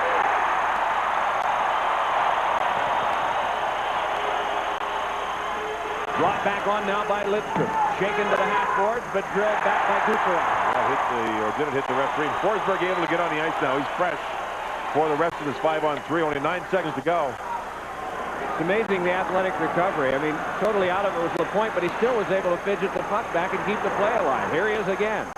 LaPointe shakes it across, drive, and it's knocked down by 4 on defense. And here is Fitzgerald with a break. Fitzgerald moving in. Save made by Hodgson as he stacks the pads. The Red Wings steer it back out. Holmes from there, met by Lefebvre. And the big crowd that had all stood, sitting back down now with under 7 minutes to go, and Knubel's shot turned aside by Craig Billington. 23 shots to 10 Detroit. 2 goals to Oh my goodness, what a hit. Fetisov tried a big one and didn't quite connect. And Fetisov lost his glove, and you wonder about his arm. Man, did he throw a body check. He went into the boards pretty hard there too, didn't he? That's right. I was wondering if he jammed his arm. He stays on the ice though.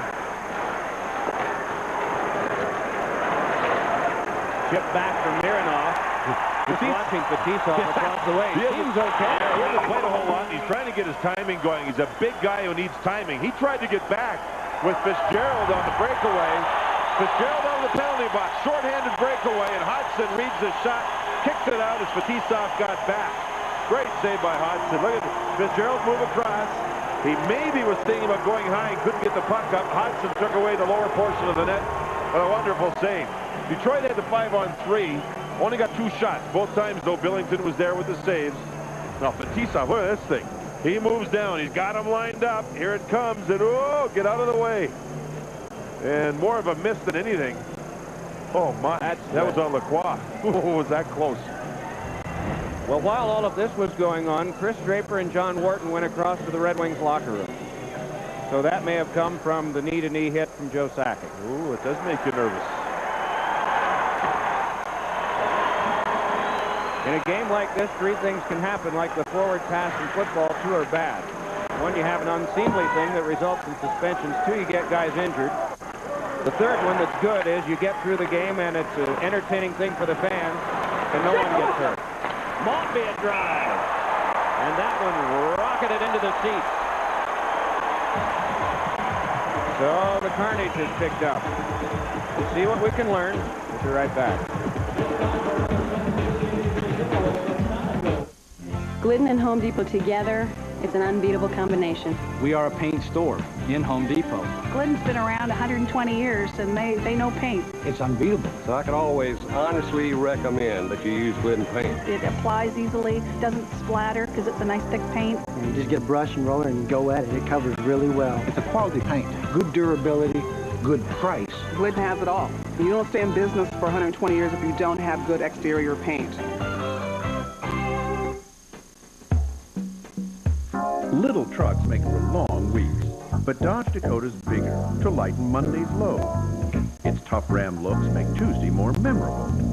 Its longer, wider stance smooths Hump Day right out, while its superior Magnum power makes Thursday fly. And voila, it's Friday, and better yet, the weekend. Dakota, for shorter weeks and bigger weekends. Now that Wendy's is sponsoring the NHL, Dave is heading for the rink. Here's your skates, Dave. We play on ice? What a killer. Nice goal, eh? Nice goal, eh? Don't need this, Dave. What for? We can't have you taking one in the melon now, can we? Oh. Mike, maybe we ought to have lunch first. Then come to Wendy's for a delicious Big Bacon Classic Combo with Biggie fries and a 20-ounce drink. We call it the hat trick. I know the perfect position for you. Really? Try a Big Bacon Classic Combo today. Just under 6 minutes left, second period. Colorado ahead in the game on 2. Claude Lemieux goals 2-1. Food for thought. Joey Koser's on the ice. Sakic is involved with possibly the injury to Draper. LaRue's on the ice opposite Koser. Penalty called off the face-off. It's interference. A hooking call on LaRue held up Koser. So there's no way that Don Kaharski was going to let this thing bubble over as the referee. We used to call him the troubleshooter that used to be put into all the difficult situations to look for things just like this. There they are. Look at the stick into Koser. Koser kept going, and in this day and age, that's a penalty. Draper, knee on knee right here. Sakic gets the left leg out, and you can see they meet up. Draper's left leg collapses somewhat. Sakic was given the kneeing penalty. Draper, a couple of minutes later, went to the locker room, and you wonder if it is his left knee that's bothering him, even though he did walk on his own down the runway, which is a good sign. The next shift that Sakic was on the ice, the coaching staff made LaRue the left winger to make sure nothing would happen to Sakic. The Red Wings put Koser out there, but as soon as Koser and LaRue were about to get together, a penalty was handed out. It's interesting, too, while we were away on the commercial break, Joe Koser was having a chat at some length with the referee, Don Koharski, and then took his position for the faceoff. We can't mic everybody. We try, but we can't mic them all. Thrown back off by Mironov. Around it came for Holmstrom on this power play that has 100 seconds to go. The Red Wings have outgunned the Avalanche and shot 23-10, but they trail by a 2-1 score. Larry Murphy bringing it on. Shoved ahead by Brown. Finesse to Brown, and he tipped it right into Billington. Played now by Darren McCarty. That one deflected out in front. Gathered in by Curry and just bounced off the glass and down. This entire game to this point has been an exercise in working on your specialty teams. Penalty kills and power plays. There's been very little ice time at even strength. On a cross now for control by Lidstrom. Nick Lidstrom fed it over to Murphy. Big blast! And it went off of Billington and then hit the boards. Started back out by Fitzgerald, on now to John Clem, and he throws it gently back in. Out to get it is Hodgson, and he sweeps it across. 50 to go on the man advantage. Sergei Fedorov turned into a lot of traffic, but got it over nicely to Dandino. Matthew Dandino around behind. Lefebvre chasing him. Banged it on to the point. Lidstrom with it there. Shoves it over to Larry Murphy. Murphy back to Lidstrom once more. Rich one, and it deflected off Billington. Taken now by Dandino again. On back to Nick Lidstrom, but it went off his stick, so they have to regroup. They've got 28 seconds left to forge an attack. 4:13 to go in the second period of our contest as Lefebvre brings it on. Canceled out by Dandino. And the two of them cancel, so help comes from a third man, Knuble. 13 left. Mike Knuble out of the University of Michigan controlled it back to Lidstrom and then blasted the heart around. Calmly just watching that go is Billington. Holmstrom there. Wrapped by foot. Puck thrown to the floor. Rich shot! And that one blocked down. What did you see, John? Two hits by foot, and he hits you, then he rakes you right down to the ice with his arms and stick. He did it to two Red Wings in a row in the corner. He is a nasty, mean, and good defenseman.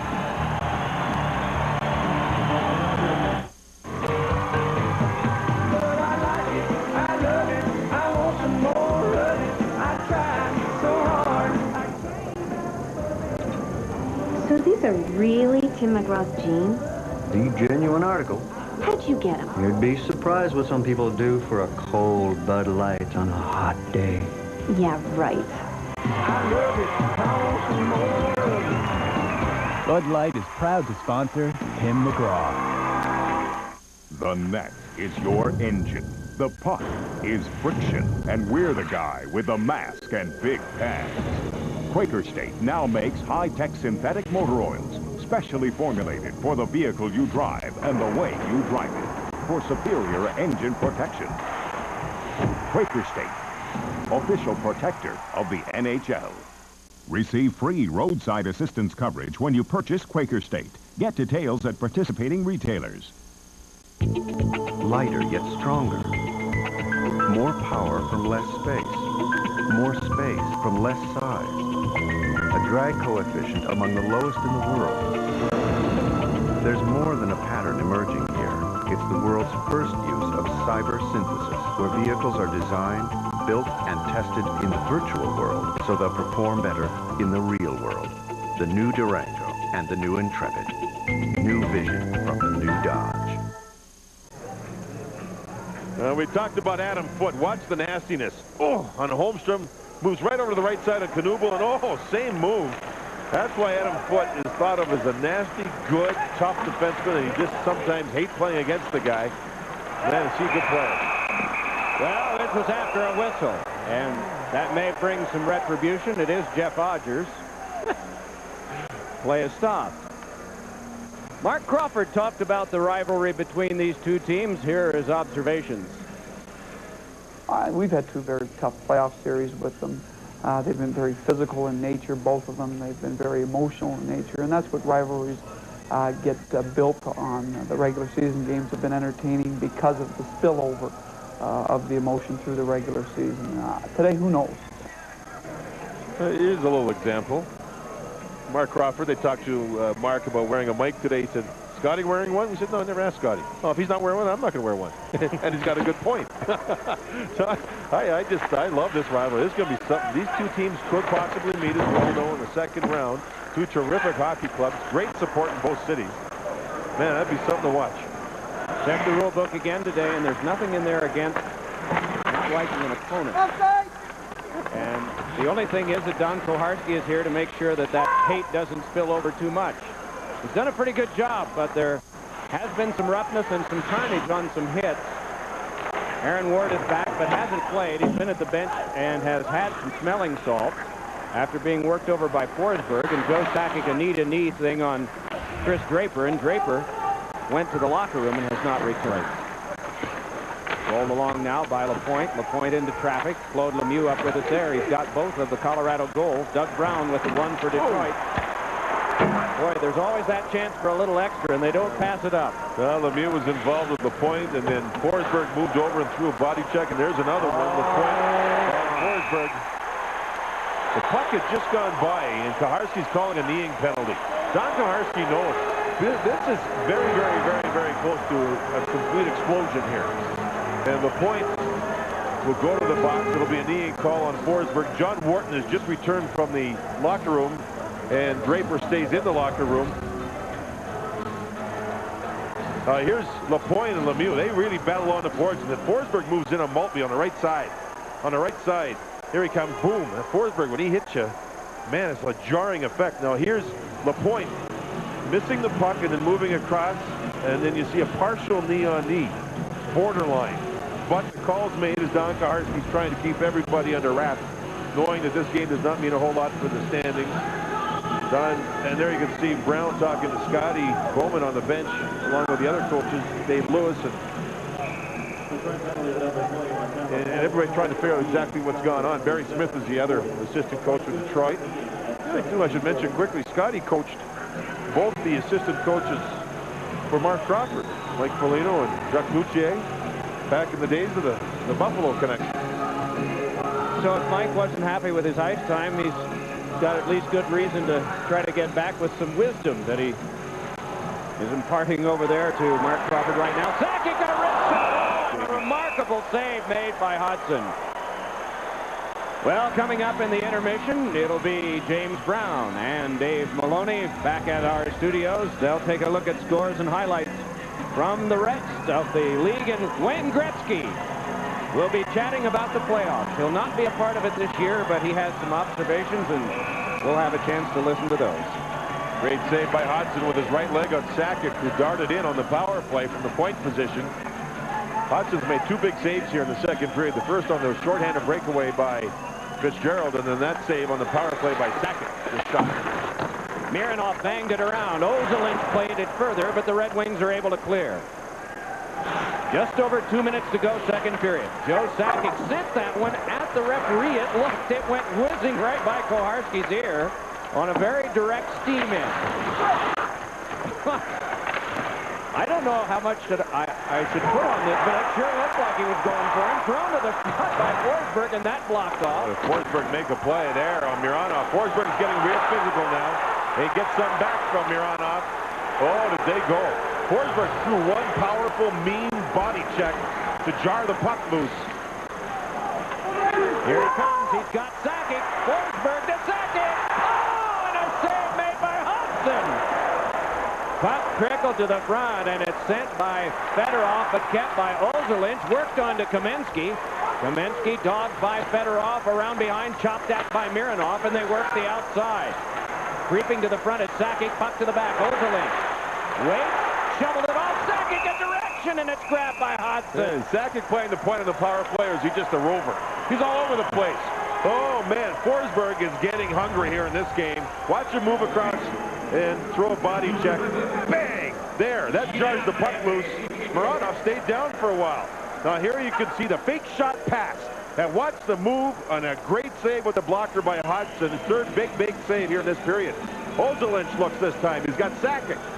Here's the shot, and here's the play where the deflection goes right into the catching glove of Hodgson. Sakic is all over the place. Sakic and Forsberg getting better here as the game moves along. The goaltender at the other end we've not mentioned in a long time, Craig Billington, but both of these backup goalies have done well, and now Forsberg is leaving. There's 1:07 to go in the period, 1 minute 7 seconds. He probably wouldn't get back on the ice, but still, and he's walking under his own steam. You wonder exactly what the problem is there. Now the trainer darts across to address whatever the problem is with Forsberg, physically or equipment-wise. Lefebvre hands it to the back. Aaron Miller. Jones, and then it's swung to the front. One-timer by Lefebvre, and that one trickled behind. Jones there, shakes it to the outside. Jammed along by Rouse for Detroit. Still the battle on. Corbet around behind. Another marvelous save made by Hodgson on Miller. A lot extra. Miller got the shot, the defenseman. He stays above. No, now they've been told to move in. Both defensemen are told to move in, and this could get nasty. Remember, it's power play for Colorado. They have an extra man out there as everybody has gotten together. What's getting lost here is the save Hodgson made again off of Miller. Marvelous save. Big-time save. The linesman doing a good job here. Koharski's right in the middle of it, too, trying to separate everyone. There's players inside the goal net still. The two main ones have been separated. You can see Corbet is told to get right off the ice. You're out of here. 45.8 seconds to go in the period. Oh, what a save. The pass from behind the net. Look at the goaltender. Oh, baby, what a save off of Miller. Now, everybody got together here. Everybody got together, mostly on Keith Jones. And in behind the net was even more. Corbet made a great pass. Look how open Miller was with Jones there. And does Jones get a rebound shot? Yes, he does on the third swipe. Now he goes for it again after the goaltender had the puck, and everybody got together. Now, with that happening, Mike, Detroit actually has an extra man because the two defensemen are above the circles. They looked at the bench, and the bench said, go. So all of a sudden, the two defensemen, Miller, and I'm not sure who the other one was, they went flying in to help out their teammates. If there can have been any way to prevent this, Don Koharski has done it. Oh, yeah. But this shows what one man and two linesmen can do. If they're going to go at each other, there isn't anything you can do to stop it. Scotty Bowman was saying this morning before the game, he said, I think eventually that we do have to go to two referees, maybe as soon as next season, because not everyone can see everything. You just can't. I think Don Koharski has done a great job in seeing as much as one guy can. Well, these are two teams that just want to go at one another. Behind the net of Hudson, the workers jumped out there, and you can see they had to take care of a piece. Actually, they're going some more with some lace. Skate blades during the battle cut the webbing of the goal net, and so they're trying to replace it and tighten it up as quickly as possible to get through the last 45.8 seconds of the period. They're still out there working. But you're right. I think Don Kaharski, the whole game has been on power play, right? Both teams. All kinds of power plays and penalty kills. And he still knows this is something that's close to really exploding. I think he's done a marvelous job. Some of the penalty calls, you'd go, boy, they're a little dicey. They're kind of weak. But he can't afford to let it go any worse than what it is. He's got to control it. It doesn't mean anything in the standings. It means a lot to the rivalry. But be careful, and he's done that. Corbet and Maltby, 4-minute roughing minors apiece. No difference in manpower. It's the goalie and 5 for Colorado, 1 and 4 for Detroit.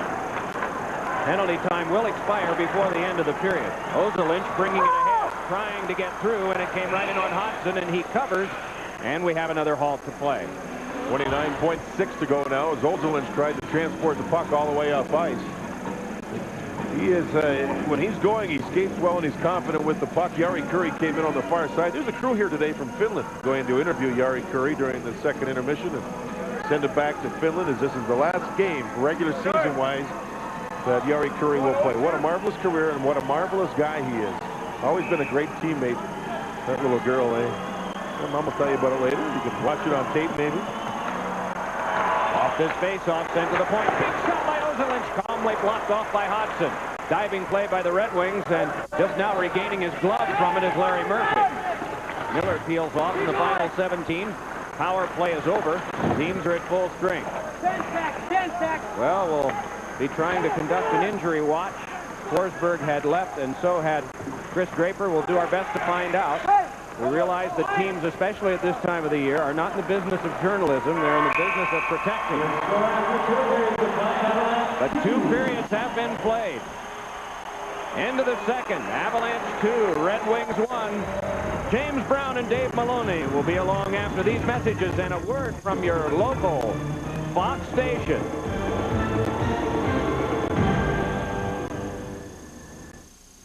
Fox NHL Saturday is brought to you by AC Delco Automotive Parts. AC Delco, if you're not asking for it, you're asking for it. By the Home Depot, America's home improvement coach. By Quaker State, official motor oil sponsor of the NHL. And by Nintendo 64. Get in or get out. A roadside gunfight, a SWAT team surprise, shocking real stories in an all-new special. World's Scariest Police Shootouts 2, Thursday at 9, 8 Central.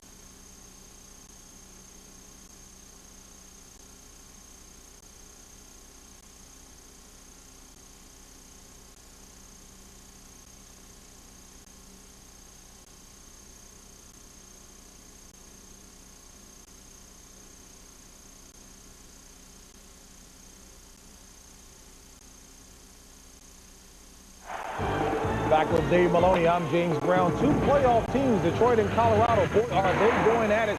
2-1 to Lanch lead it in that one. And in Chicago, Dallas scored in the first period. Mike Modano back after 17 games with a bad shoulder, James. Stars up by 1. He's got 1 assist, and Modano's important in the playoffs. Let's go to Philadelphia. Hextall gets the start. Well, the first period, at the end of the first period of power play, Leach will throw it to the net. It'll nick off the heel of Graves' stick. Right there, it goes under Hextall's glove. Who's going to get the puck? The linesman's going to get the puck. As the Flyers say, you know what? We're going to put it in the range of net. You can get it there. Zubris releases off the boards.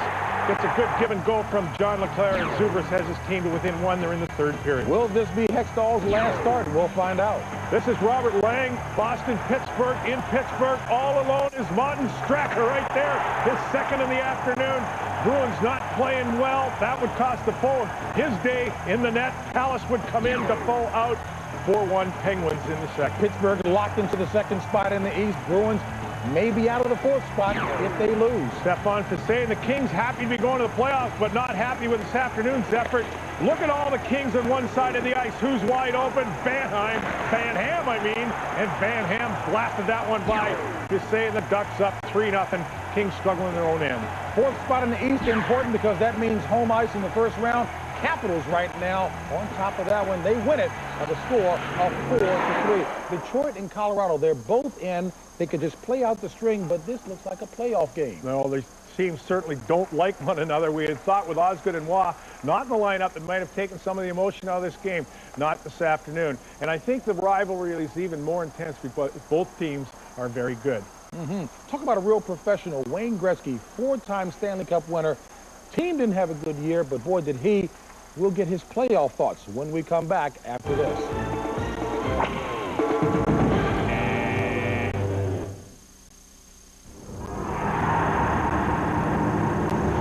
This year, all 26 teams of the NHL will be drinking Powerade.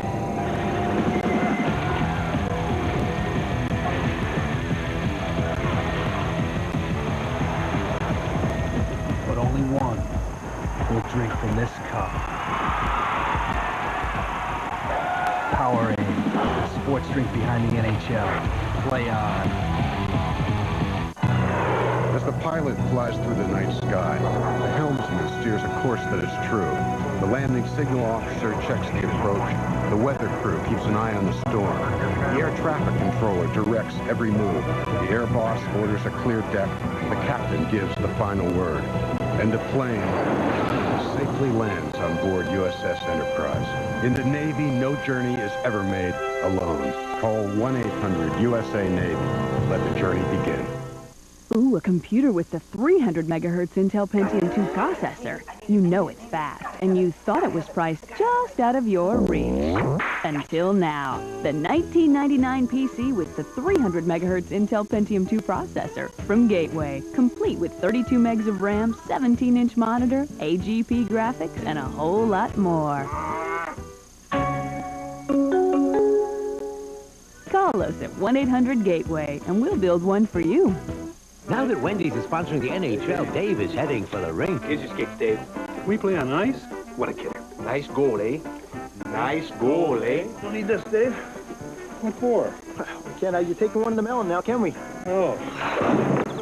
Mike, maybe we ought to have lunch first. Then come to Wendy's for a delicious Big Bacon Classic Combo with Biggie fries and a 20-ounce drink. We call it the hat trick. I know the perfect position for you. Really? Try a Big Bacon Classic Combo today.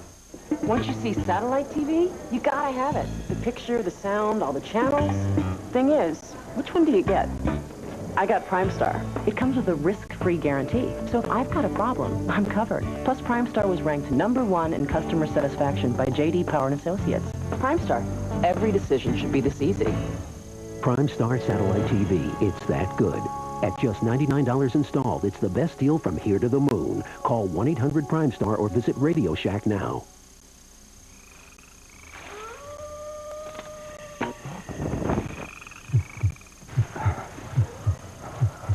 There are a lot of things out there that will make your heart beat faster. This is one of them. Jeep Cherokee. With full-time select-track four-wheel drive and quadrillink suspension, it's sure to quicken anybody's pulse.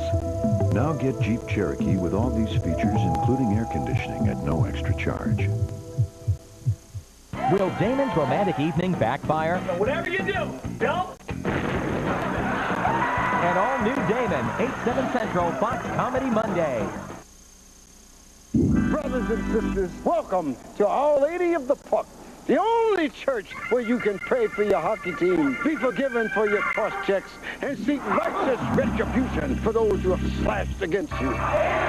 Let us pray for our beloved teams that they may win the Stanley Cup and catch the next Zamboni to the promised land. Please rise for our first hymn.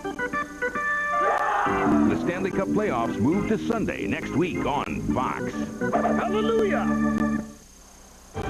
And we welcome the congregation back to Fox NHL Saturdays. You know, for only the third time in his 19-year career, Wayne Gretzky will not be a participant in hockey's postseason. Sam Rosen sat down with the four-time Stanley Cup winner earlier today to get the great one's playoff analysis. Well, I'm a really big believer you never bet against the champions. And I think there's a lot of good teams, and I think there's a lot of teams that are capable of winning. I think if you look at the Eastern Conference, obviously, New Jersey is a very solid team. I think Pittsburgh with Yager and Barrasso and the system they're playing are going to be difficult. I think this team here, Philadelphia, is going to have a good run because they have the experience and they have the talent to get there. I would never bet against Hasek. And the other teams in our conference have all played well. Anything can happen. And then the other conference, Dallas has had a spectacular year. They're going to be tough. Colorado, they're past champions, and they have the talent of Sakic and Forsberg and goaltending Dubois. They'll be tough.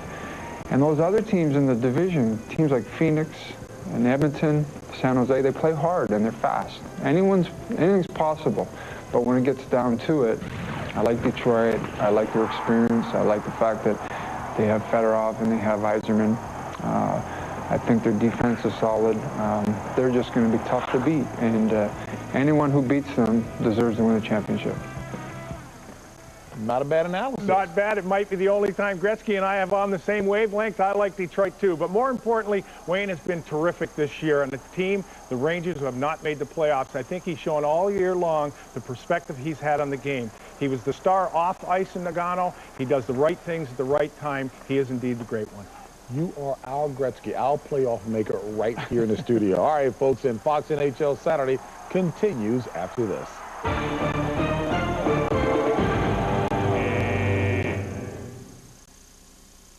MasterCard presents the NHL Cutting Edge Plays of the Week. The screen center broken. What a sparkling save by Damian Rose. There is that. Trying to make a move on first down.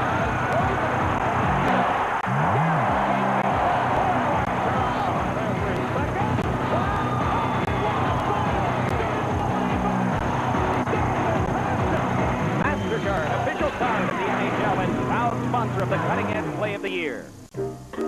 Oh, something for the grandkids? The hell they are. I'm training for the Stanley Cup, baby. The MasterCard $1 Million Stanley Cup shot presented by the NHL on Fox. Win a shot at the goal and at $1 million live during Fox's Game 1 coverage of the Stanley Cup Finals. Put it on my MasterCard, Sonny. To enter, just use your MasterCard. One shot. $1 million. Shoot! I'm psyched.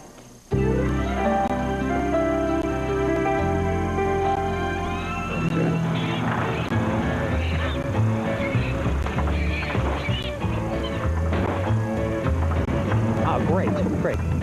That tuna. These AC Delco parts are about the most dependable you can buy. They should really help improve your performance. Come on, they're all the same. I'll take some out of this bushel basket. Okay. AC Delco. No matter what you drive, if you're not asking for it, you're asking for it. Who are you? I was hired by your roommate. Well, out of my way, I want a Bud Light. I don't think so. This is ridiculous. I live here. Sorry. You ain't on the list. List? Is there a problem, Bruno? Nothing I can't handle. That's what I like to hear. For the great taste that won't fill you up and never lets you down, make it a Bud Light. Now am I on your list? Let's see. Nope. The meek may inherit the earth, but they'll never win the Stanley Cup. The playoffs next Sunday on Fox. Hallelujah! Breakaway showtime. Log on for the coolest game on earth. NHL.com puts you center ice with cool features, the latest stats, and hottest video clips. Listen to live radio broadcasts of virtually every NHL game free. It doesn't get any better than this, baby. Get cool gear from the NHL store, chat with NHL superstars, or get Cup crazy. 24 hours a day from anywhere in the world. Skate the web and score with NHL.com. Here in Denver, it's the flying Tetrazzini brothers, and we know the one on the right isn't chicken. Through the thin air, he flies. Oh, look at this form. Well, we got the judges' verdicts. He got a 9.9 locally. He got an 8.4 from the Eastern Bloc. Kansas. Sunday, a blind woman sees through the eyes of a killer. They're gonna kill again. The X-Files, an all-new episode Sunday on Fox.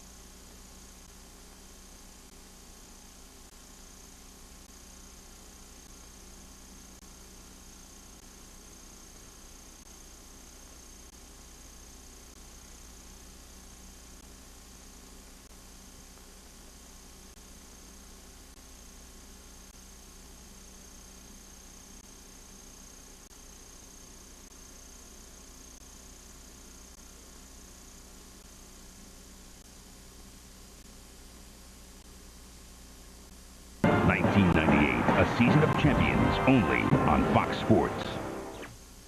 Fox NHL Saturday is brought to you by Jeep, makers of the Jeep Grand Cherokee, Cherokee, and Wrangler.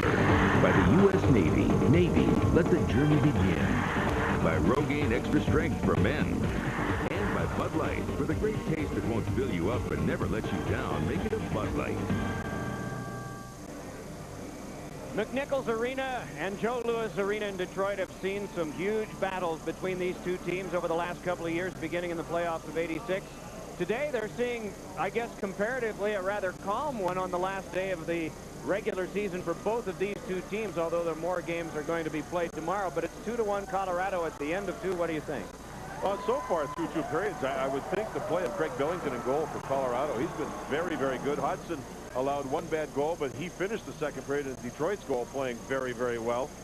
It's been a nasty game, yes. Not a lot of penalty minutes, but Don Kaharski, anything close to happening, he's jumped right on it. And I thought the referee, maybe he's called too much, but he's been very good. Let's review some of the bad blood that's gone on in this series. Back to the playoffs in '96. Of course, Claude Lemieux with that hit on Chris Draper that sort of triggered everything that happened after. Goaltenders got in the fight. That was Mike Vernon a year ago. You saw the coaches jawing at one another in the playoffs last year. Then the goalies fought again. This time it was Juan Osgood. And today has been fairly eventful, too, though not nearly that violent. Yes, we did, however, see a knee-on-knee. We've seen some hitting and some jarring work. I guess by comparison, it hasn't been nearly as nasty as the other games. still, we're seeing a lot of the rivalry show as the game has moved along through 2 periods. We're a little worried about Forsberg. We'll see if he's back. And we're worried about Chris Draper. We'll see if he's back for Detroit. Take a look at the Bud Ice summary through 2 periods. 17 penalties, 48 minutes. Lemieux of Colorado with a couple of goals. Billington 24 saves. Detroit has had 8 power plays and has not rung one in on a power play yet.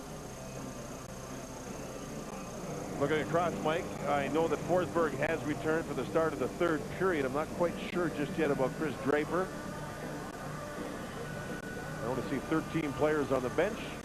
I don't believe Detroit's Chris Draper has returned for the 3rd period. He was involved in a knee-on-knee collision that Joe Sakic was given a minor penalty for kneeing. It was the appropriate call. Draper did then skated across a few minutes later towards the locker room and did walk to the locker room on his own. So we're not sure exactly what the injury is, if it's an injury.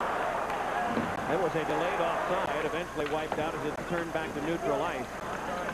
There are no carryover power plays, though there are carryover penalties. Up spirited ahead to Fedorov now. Fedorov with a shot that's off the leg. And it's good.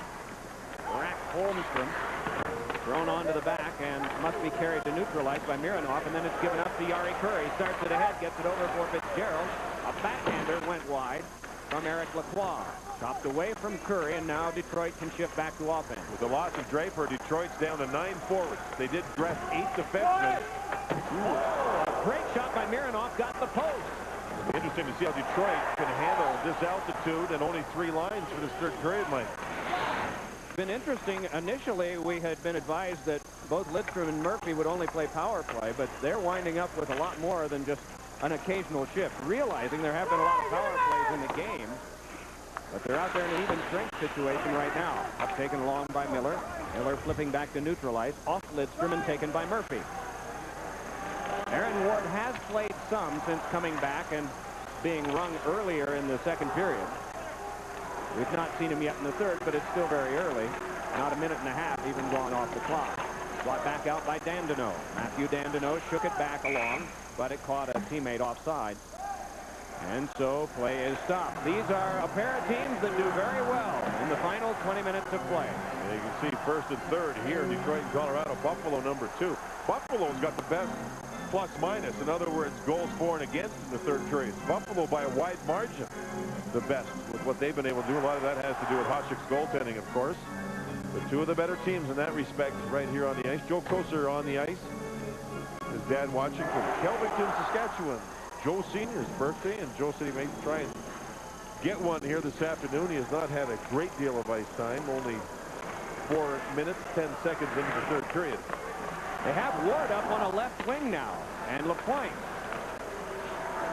is the centerman, and Joe Kocur on the right side. That's the option you have when you have 8 defensemen and you're running short of forward. Scotty Bowman knowing they've got to try and spread some ice time out here in the 3rd period. Move Ward up front. Kaminsky trying to get through.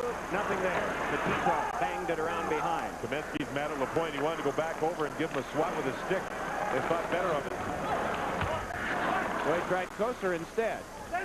Not a choice I'd recommend, but I'm not playing. That's a good point, man. Here's Eriksson. Eriksson able to shove it back on now for control by Ward. Dropped it through the legs for LaPointe. Chipped it back for Ward. Aaron Ward put that one off the glass. Craig Billington out to stop it with a big goal stick and play it on for Gusarov. Back up for Curry. Knocked away by Fedorov. Jeff Odgers with it. Able to slither it through for Curry. Yari Curry pitched it to the corner. Jamie McCowan back for it. McCowan then along in close quarters to Darren McCarty. Players waltz in, and turning with it is Lacroix. Tried to fight his way to the front. Dumped back along, and the Red Wings hope to shift out, and they do. Bob Rouse with a pass ahead for Holmstrom. Chopped at it, and it ricocheted off a couple of skates and can eventually be swung on by Odgers, but not far. So a little scrambly right now. 3 minutes gone, 3rd period. Fedorov plays the hard angle to the corner. Knuppel got there and drilled one that went wide. Fedorov waiting for it. Sergei Fedorov bumped off on the play by Warren Reichel. They pressed one another. Meanwhile, bringing it back at Sakic. Trying to fight his way through, can't do it. Fed ahead too far for Eriksson. Gathered in by Miller. Fans react to almost any player that is going down to the ice. And it's Mironov. 3.5 played in the third. Mironov able to shake away from the forechecking of Reichel. Put it behind Brown. Chipped loose back over to Brown. Swung at it. Locked down by Ozelink, but quickly. That speed again, John, as Dandino got to it, but they have to play in the safety of center ice. Detroit used to have a lot of speed, but they didn't have much size to go with it. Right now, they have a lot of speed, and they've got a great deal of size to go with it. Ken Hitchcock talked about it. The coach of Dallas the other day, I was talking to him. He said, by far, Detroit's the fastest. Oh, what a shot by Forsberg. Seems very well now, doesn't he? Forsberg stepped into. How do you think Dallas would have to play Detroit? Physical. Ken Hitchcock said, hey, listen, if we ever play Detroit in the playoffs, we had to have to play an extremely physical game to try to slow the Red Wings down. Of course, they're getting Modano back today. Helps their run regarding speed in the playoffs. Modano has a great deal of speed, as we all know. How would Dallas and Colorado wind up against one another instead of Dallas-Detroit if that's how it's? They'd be pretty well even regarding the speed of it all. Nieuwendyk and Modano against Sakic and Forsberg. 4 just marvelous centermen. That'd be fabulous to be able to watch. Patrick Waugh, Eddie Belfour. That wouldn't be bad either. But it's all turned over to the hockey gods at midnight tomorrow night. And they have senses of humor as well as flowing robes and bent noses and stitched faces. And you get some real strange outcomes. Hurry and drive! Oh, and getting the waving hand of Hodgson challenging that. The puck won to the glass, and down to the ice went Lacroix. Off the ice will come a Red Wing. And 2-1, the Avalanche ahead. The Feetsoff goes earlier, the slash right there by Lapointe that got Kamensky upset.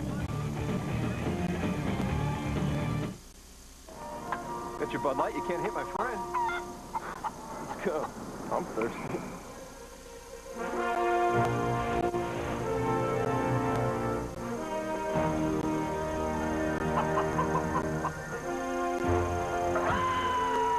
For the great taste that won't fill you up and never let you down. Looks like you're mine. Make it a Bud Light. Coach is calling for the Heat.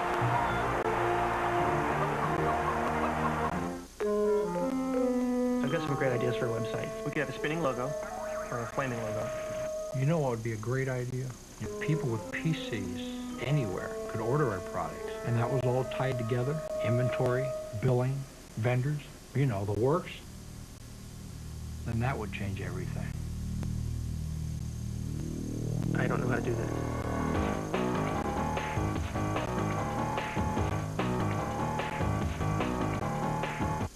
When I decided to train for this, I heard it all. Jehu, you fool, this is the desert. Jehu, it's 110 degrees, crazy things. I practice around 5-6 hours a day with the rumble pack. On the slopes, in the half pipe, Jehu is there. It's very spiritual. Just you and the mountain, and the snowboard, and the game. 1080 snowboarding, only on Nintendo 64. Real close to the real thing. I warn you, snowboarders, watch out for Jehu. Well, the youngster may not be that interested in the score right now as he is the fascinating sights and sounds around him, but when he gets older like this, he will be. 2-1, his team, we presume, is ahead. We have sought word on Chris Draper and come back empty-handed. We ask the pertinent questions and are not given any information, so we can't help you. Kamensky working the outside. Kamensky shoved one in front, and that went off of Sakic. Drill back off and down. The interference wrapped to Fetisov has brought about this power play at 5:06. 2-1 Colorado ahead. He picked off Lacroix in behind the goal net of Hodgson, so Fetisov sits in the box again. Unable to get through. Maze of players was Kamensky. Kamensky gets hit a lot, knocked down a lot. What is that, balance? I just think he handles the puck more than most people do, and he's going through traffic, and maybe some of it's balance. Nice defensive move by Ozelink. Taking his chance away from McCarty. Here's Ozelink bringing it back. Hands it on for Forsberg, but that one knifed out of the air by Brown. Rouse across for McCarty. Tries to force it through. Kicks it back ahead, and Brown can send it the rest of the way. Halfway through the penalty kill for Detroit. 13:50 to go in the third. We have been 2-1. Colorado for the longest time. Miller able to block that one away, and Curry tries to move back. Sylvain Lefebvre walks it ahead. Lefebvre creeping in. Laid it around behind for the Hodgson stop, and the Maltby takes. Maltby raffled it back off the boards. It's thrown by LeFay, but that kick to the corner. Keith Jones to get that one, and it's plastered by Rouse. Thrown to the front, and it's away from Miller. Might be a chance for the Red Wings, but they're more concerned about a change in lines right now and the shorthand situation that they have. Down to the last 20 seconds of the kill. Well, today, the penalty killing and goaltending have been the winners the majority of the time. The power plays have had a lot of work. Not much to show for it. Ahead with it comes Dandino. To the last 8 of the kill. Was he nearly run to the ditch that time? Aaron Miller, the guy who tried to do it. Way back along to Dandino. Every move is an adventure here, isn't it? Murphy dropped it on back for Dandino, but it's checked away. Odgers at center ice, given a pretty good jolt by Fetisov, who threw it back across. Fetisov, who will turn 40 on Monday, is playing with the anger of a 20-year-old today. And with Detroit having so many defensemen, I think Fetisov showing the staff that he wants to play in the playoffs. Who will sit? That's a question mark for the Wings. Fitzgerald able to step away from Fedorov. Shakes it to the point. Kucherov turned it back along, but it is Fedorov shaking it behind, and Fitzgerald there. Fitzgerald threw it in front, and fanning on it was Odgers. And it's tipped back out. Hustling for it is Holmstrom. Canceled out by Kucherov, who put it out of play at his team's bench. 12:10 to go. Third period. It's the Avalanche 2, the Red Wings 1.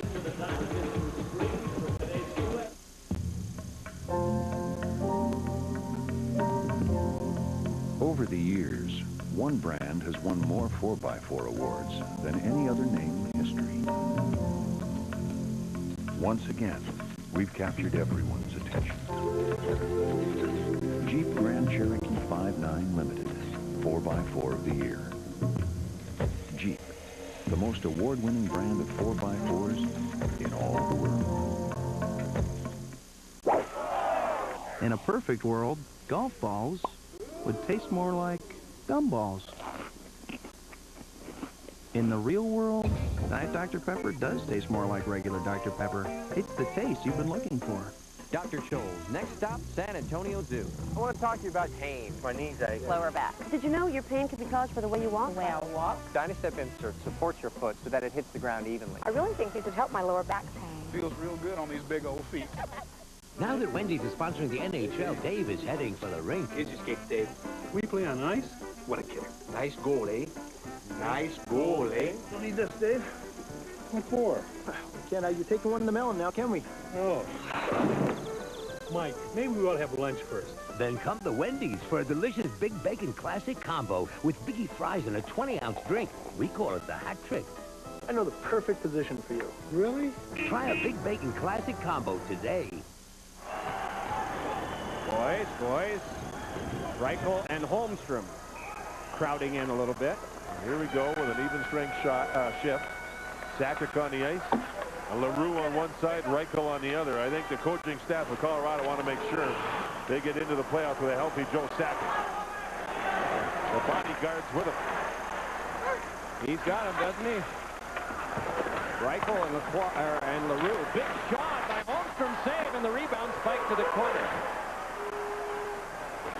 There's really nothing in this for the two teams in terms of the final score. There is, of course, from the body count. And that's part of the reason on the move on Sakic. What though, Mike? You know, we go into a game like this not knowing what to expect. These teams have battled hard. They have indeed. Here's Sakic, a backhander saved by Hodgson. And these two goaltenders have been splendid.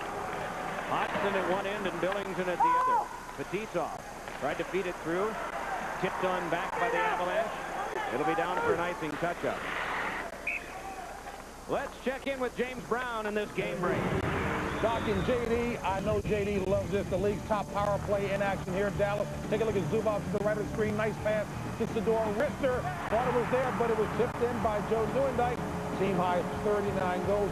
Dallas going after the trophy. Back to Doc and JD. Thanks very much, James. You know, nobody, I don't think, in hockey deflects the puck better than Joe Nieuwendyk. He learned a lot of it when he played for the Calgary Flames.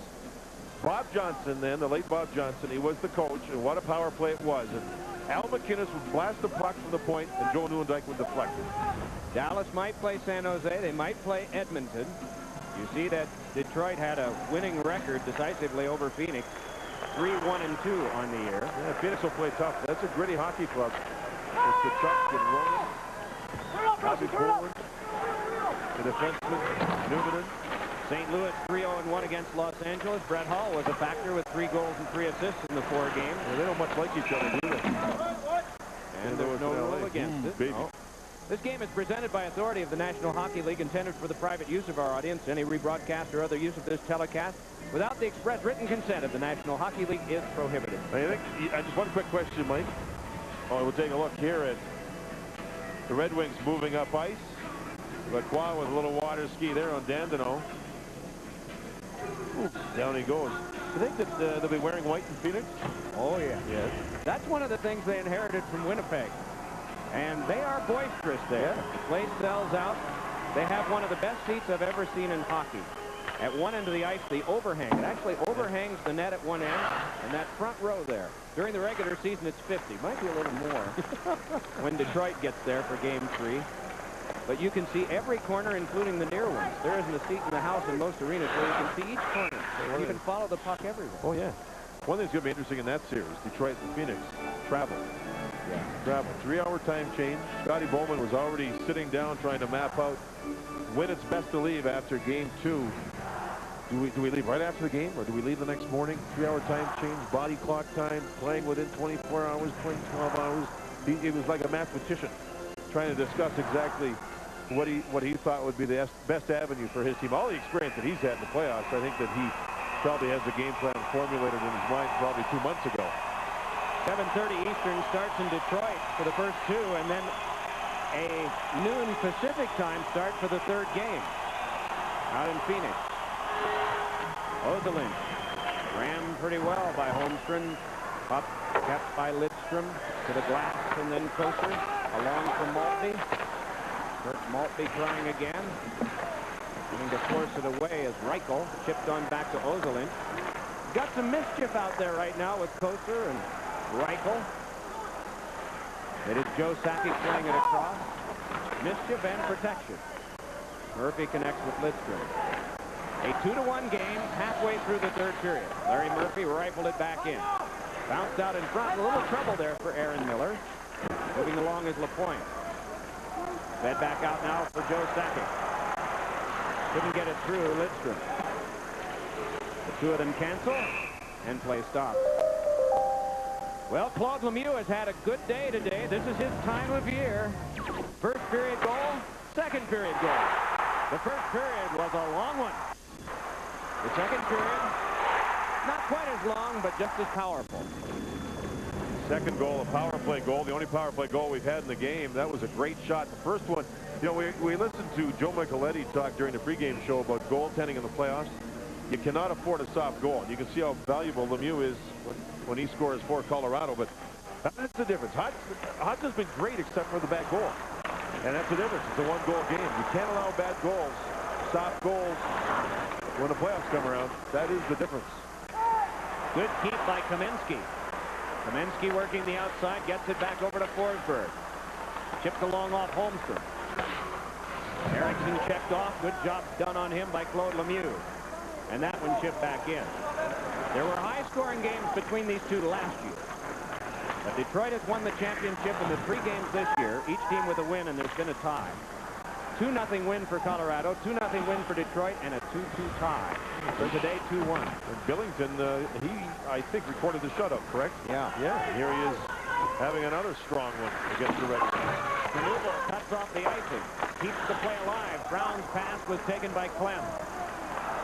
John Clem walks it ahead for the Avalanche, put it off of Rouse. It's thrown in by LaRue, and an offside. We'll return to McNichols right after this. Oh, it's really coming down out there. Cats and dogs. It hasn't rained this hard since last time we had to paint the garage. Man can't work in the rain. Pity us.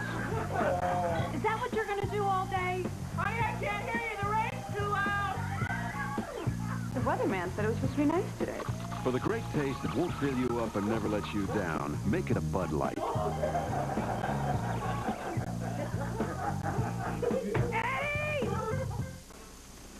The new Jeep Cherokee Classic, as seen by the white-tailed dragonfly, with a refined interior and available select track full-time four-wheel drive.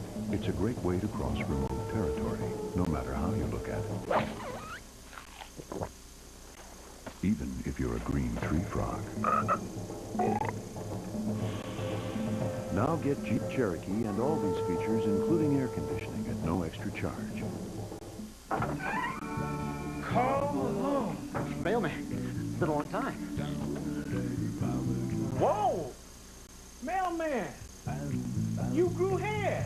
That's right. Couldn't have done it without my Rogaine. The new Rogaine Extra Strength for Men.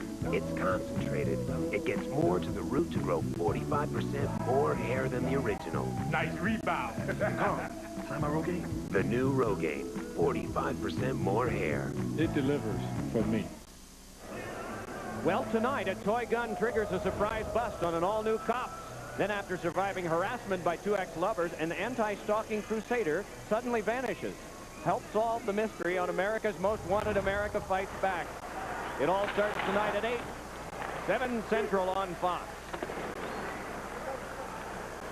Rouse and Ward matched up on defense now. Ward flips it out.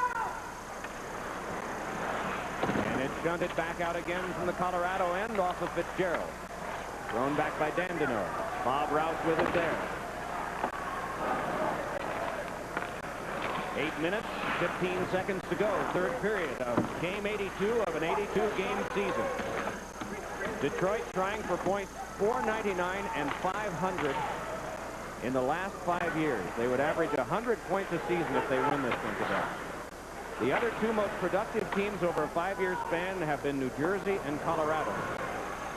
Maltby, the icing touch-up. John, what team did you cheer for first in your life when you were growing up? I grew up in Western Canada, Mike, and my team was the Montreal Canadiens at that time. The first team I ever rooted for was the Fort Wayne Comets, and like the Canadians, they're still in business. And I'm happy to report I still love that team, and they're going to play the first game of the Turner Cup playoffs tomorrow night in Fort Wayne against Cleveland. And Bob Chase, the guy I grew up listening to on radio, is still doing the games. This is his 46th season broadcasting on radio in Fort Wayne. God bless him. And it's still a lot of fun to go back there once in a while. Well, these two ladies, they'll get out of here alive. This is a great place to watch hockey. They're hockey crazy here in Colorado like they are in Hockey Town, which is Detroit. You grew up in Calgary. I'll bet you were real popular there with Montreal. When you live in Western Canada, you pulled for the Toronto Maple Leafs back in those days, but I don't know why. I was different. Penalty upcoming is neutral zone call against Colorado. Maltby upended. No, there was a lot of quiet nights after Saturday night hockey night in Canada when Montreal would win, and nobody talked to me, Mike. Sakic goes, a hooking call, neutral zone call against Sakic. Sakic's had a lot of ice time here in the third period. Almost like he's double shifted. A good run and a good push for conditioning for Joe now that he's back in the lineup. See Sakic on the left side right there with a little bit of a water ski. Maltby kept his legs going. This Detroit team, they keep their feet moving all game long. And so Detroit goes on the power play, trailing by 1. Time of it at 12:22, and Sergei Fedorov will be there to take the face-off with Tom Fitzgerald. Off the tie-up, it's Foote going back to get it. Adam Foote just bangs one off the high glass and back down. Hodgson and Billington. 26 shots on Craig Billington, and he stopped 25. And some of them, particularly in the first period, were miraculous when Detroit outshot Colorado 16-4 and had loads of power play time to boot. Coming into this period, both teams had 10 power play shots out of their total. And that's over half the total that the Avalanche have. Aaron Miller rolls it on back for Foote.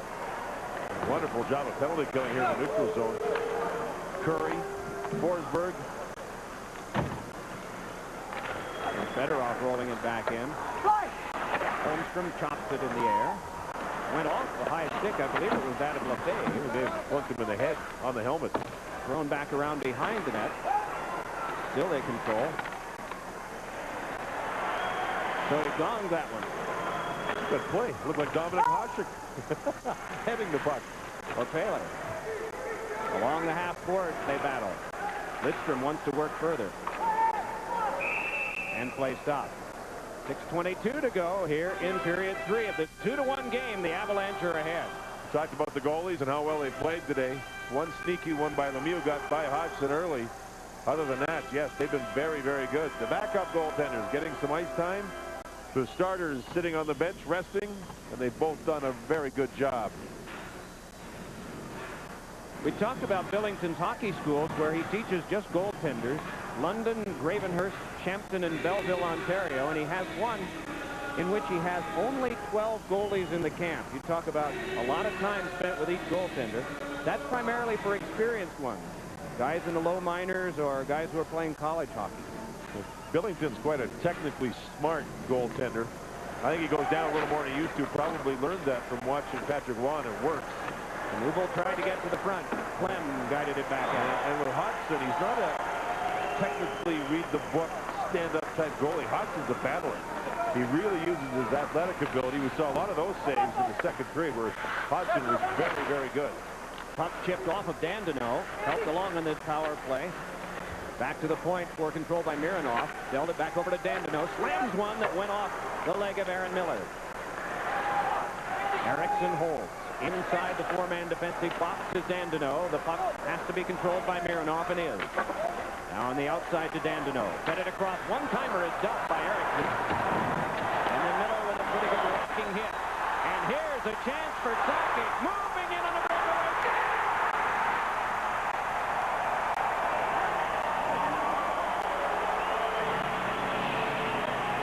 Right out of the box.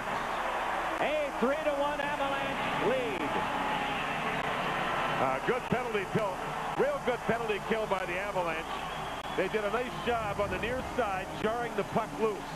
Miller with a big body check. And there's the play along the boards, chipping the puck ahead. Look at the legs and the speed.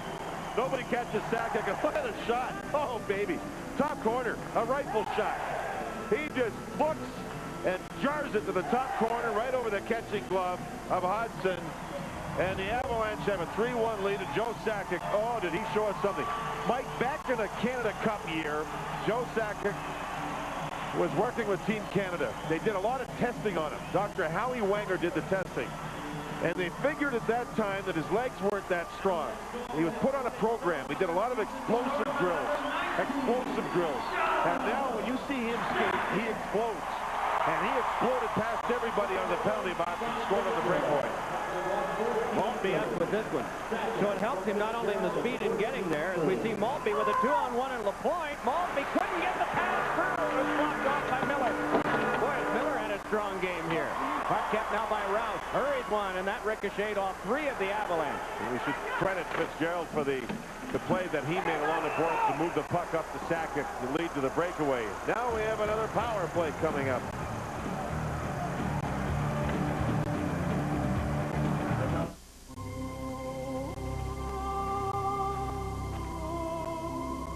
What?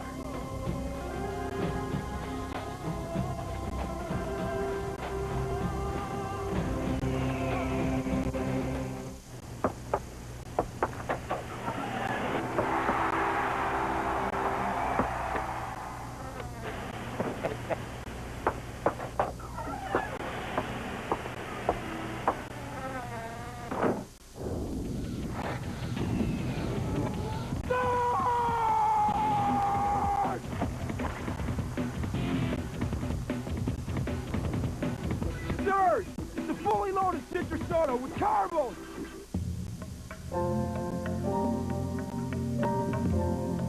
Over the years, one brand has won more 4x4 awards than any other name in history. Once again, we've captured everyone's attention. Jeep Grand Cherokee 5.9 Limited, 4x4 of the year. Jeep, the most award-winning brand of 4x4s in all the world.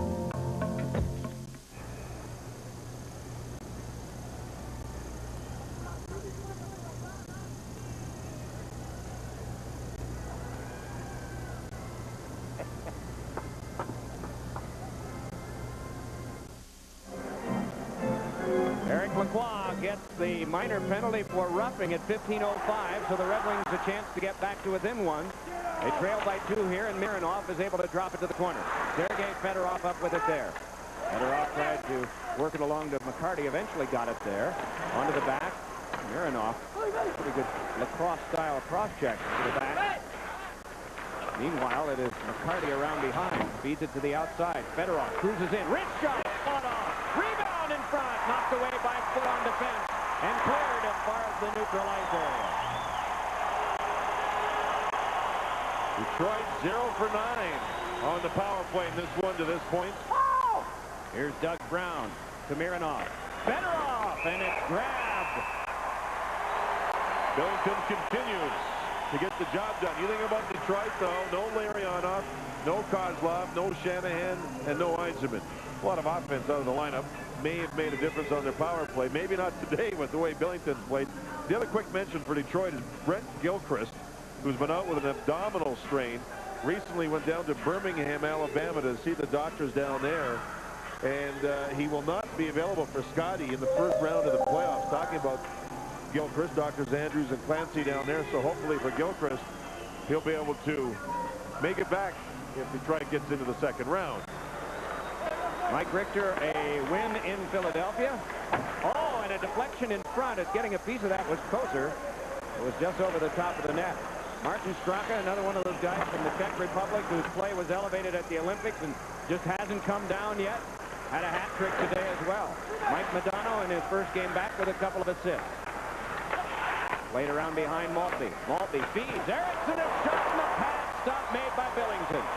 Ward comes in and rattles it around behind for a play by Maltby. Maltby fought down by Miller. Tried to force it to the front. Diving play by Maltby to get it to the back to Ward. Maltby, LaPointe, quick shot, and that one bounced off someone in front. On to Erickson, then back to Ward. Little trouble with it, but he was able to finesse it around for Koser. Trickled through the LaPointe behind. Fed one that went off Hirosaki. Crashing was Ward. It was turned into the Manichely and then left it out. 3:15 to go in the third, and 17 left on the kill for Colorado. Erickson may take his own pass, but Billington says no. Guiding it around, hoping for Aaron Ward. He's run to the ditch by Knuble. Knuble trying to jam it on further. Can't get it through Ward yet. Now it's Knuble. Back to the point. Shot by Rouse. Save. Rebound. Brown. Another save and a cutter by Billington. Oh, boy. The whole building, everybody out of their seats for Craig Billington. He's been the best player on the ice. Patrick Waugh. That's nice to see. Craig Billington is a good teammate, even though he doesn't play a whole lot. And here he's come up with a big game for his hockey club. Detroit working the power play, get the puck down low towards the end of the power play. Backhand shot by Brown, and Billington stayed up on his knees, much like Patrick Waugh does. Watch him, even though he loses the rebound here, he gets up. Boy, that's a great play. He was down on his knees, up in one move, across and fights the puck off with his right arm. Well, he was down on his knees there, gets back up with both knees at the same time. The flexibility he showed was remarkable. Good, sharp goaltending. This is a tape, I think, that Greg Billington would be able to take, put in the library and say, I had a good afternoon against the Red Wings. He's not the kind of guy that would normally haul it out and show it to the kids at the school, but he sure justifiably tempted. Oh, yeah, absolutely. Some of his technical play here today has been wonderful. That last flurry for him. He was square to the puck on every shot. Icing. 2:44 to go, third period. Fox shifts to Sunday. Most of the games at 2 Eastern time. With one exception, these Red Wings in Phoenix to play the Coyotes and their howling fans. That'll be at 3 Eastern, and all of it next Sunday. And that'll be a rough one, too. Jimmy Schoenfeld, the coach of Phoenix, loves to rock'em sock'em hockey. So we'll see some tough stuff.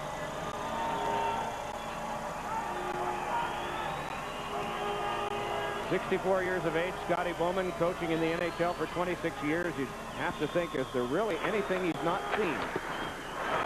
Pass stopped by Billington, he saw there. 32 shots for the Red Wings. Here comes another, but that deflected by a sprawling defenseman. Worked along now by Rouse. Bouncing puck flipped back out, and we're down to the last 2.5 of regulation. Will there be an icing here? No. This is the last moment. It's canceled.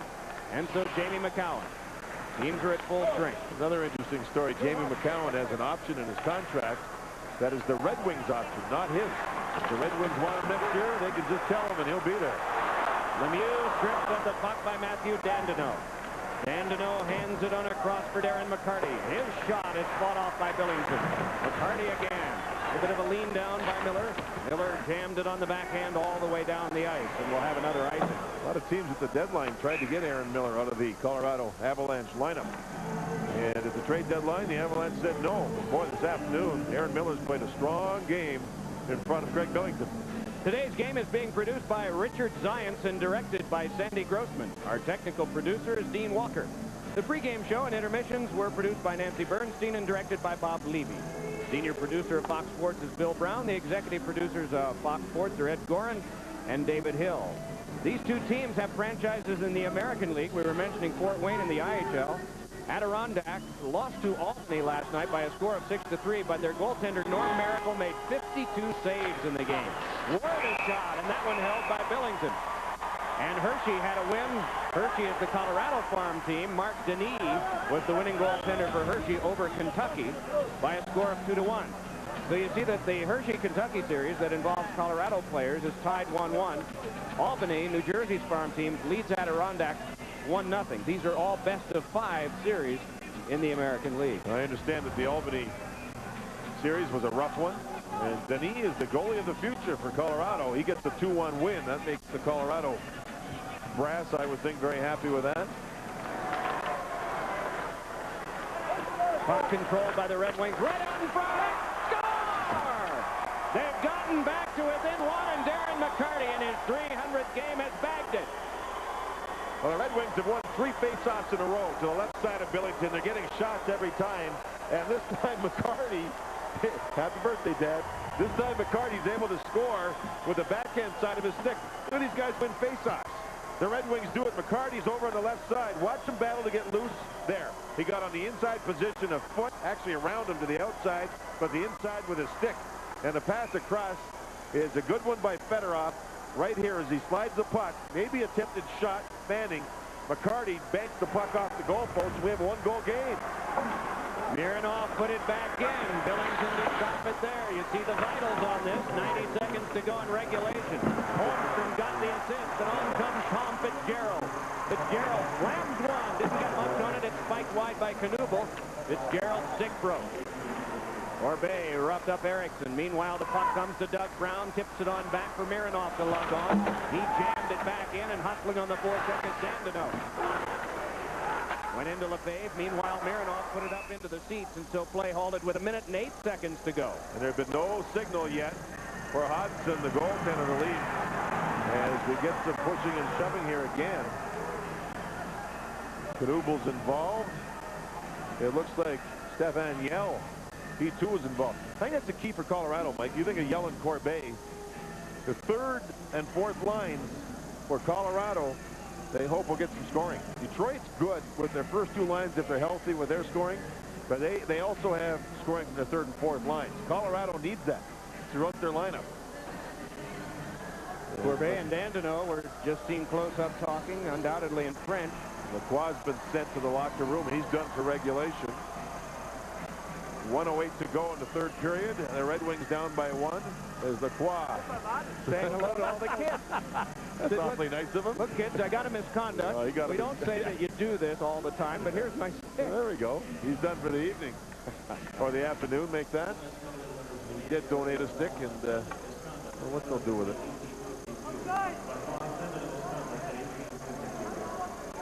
Well, the Lacroix 10-minute misconduct will not cost Patrick Waugh's team any on-ice manpower. Face-off. I'm sorry, Mike. I was going to say the face-off just inside the Colorado zone. So the goaltender Hodgson has gone to the bench.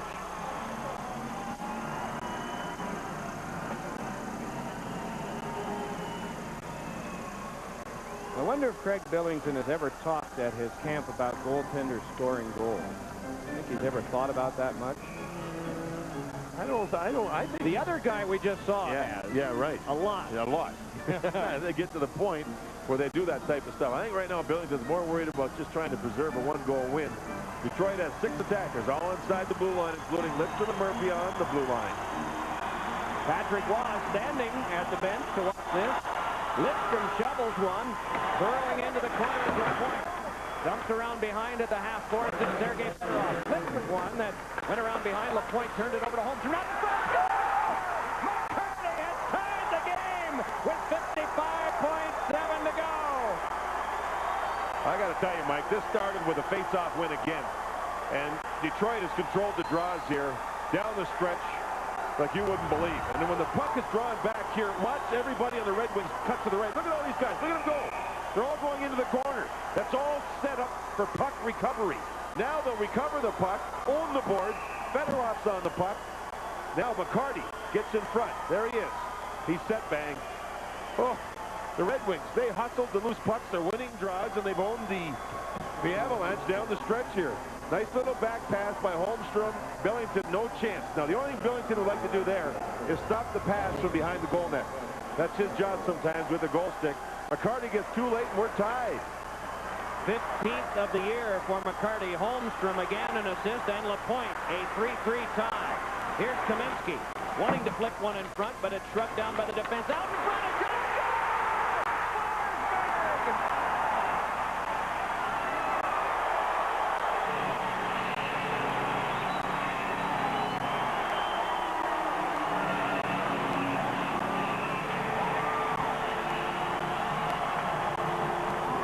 Oh, they love it here. Forsberg gets his 25th. Watch the Avalanche. They have Kaminsky on the puck. The Detroit Red Wings lose the puck. Lemieux, bang, bang. Oh, not a nice play. Kaminsky, Forsberg, and Lemieux, the big line. They're all together. Go high with the shot. Forsberg does. And Patrick Waugh can smile again. His team's come back for a quick one. The last two goals have gone over the glove hand on Hodgson.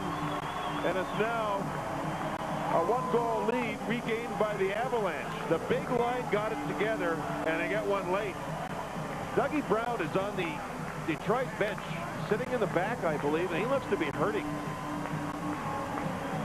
Not sure what the problem is. Yeah, there he is. Ooh, that's enough to make you a little nervous, Mike. John Wharton talking to him. Oh, gosh. Yeah, they've already lost Draper in this game. You don't know how severe that injury is. We, in guessing, think it's a knee. It was a knee-on-knee with Joe Sakic earlier in the game. And Draper never came back. And there you see Doug Brown sitting on the bench, and that has to make Scotty Bowman and his club a little bit nervous. And you see Kevin Hodgson at the bench, too. The net is empty. The Red Wings will go with 6 attackers against a goalie and 5. This one went through Lidstrom. Lidstrom able to guide it off the back of the goal. Murphy there, but it's dug out in front, and an attempt was foiled at the front of the net by Lidstrom and trying to jam it home with Warren Reichel. Long pass given away, taken on by LeFave and back in from Fitzgerald, and there'll be an icing here with 16. Well, the clock continued to go, and they'll have to reset that because it went another second or two. And we've got some scrapping. This is Larry Murphy, and I think Corbet. They continued after the icing call over in the corner. Corbet's had a lively third period. The referee and linesmen were just expecting a nice, calm icing call, which you're right, Mike. The clock kept on going, and I think they'll reset that. And now Detroit has a chance with 15.1 seconds to go to try to do something on the draw in the Colorado zone. Corbet and LaPointe continue. Have a few words. The fans are right into it. Everybody in this building is standing in the lower bowl. And they've got a few words of encouragement for the Red Wings. Something about the Red Wings being stuck, but with 15.1 to go, they still have a chance to tie this up, so they aren't yet. Here you can see Scotty Bowman looking across. He wants to know how much time will be put back on the clock. It's sitting at 15.1 seconds.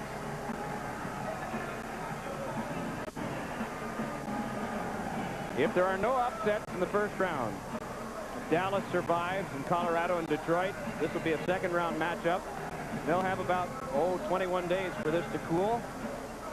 But in the meantime, Colorado will have to play either San Jose or Edmonton. They'll know later on tonight. They changed the clock back to 17.6. And Detroit will be hosting Phoenix.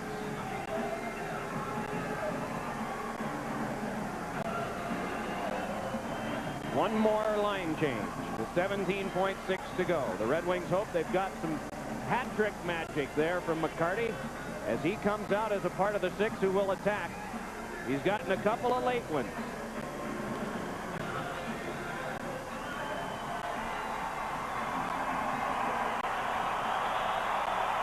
Again, keep in mind, Detroit has really controlled the faceoffs here in the third period. Forsberg on the draw with Fitzgerald. The puck went behind. Gusarov fed it around. Larry Murphy waiting. Murphy keeps it alive, throws it around behind. The Avalanche group to play it. Tipped back near Lidstrom. Wristed in front. A save. Rebound. They go diving for it. Clem tried to lift it out. And it came to neutral ice. And that'll do it.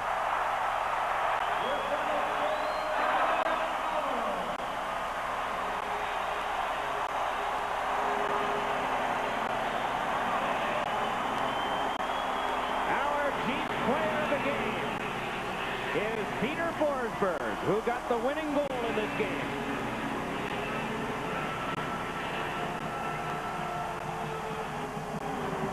James Brown will be coming along with a review of all the exciting activity of this next to last day of the season, when our coverage of the National Hockey League on Fox continues after these words.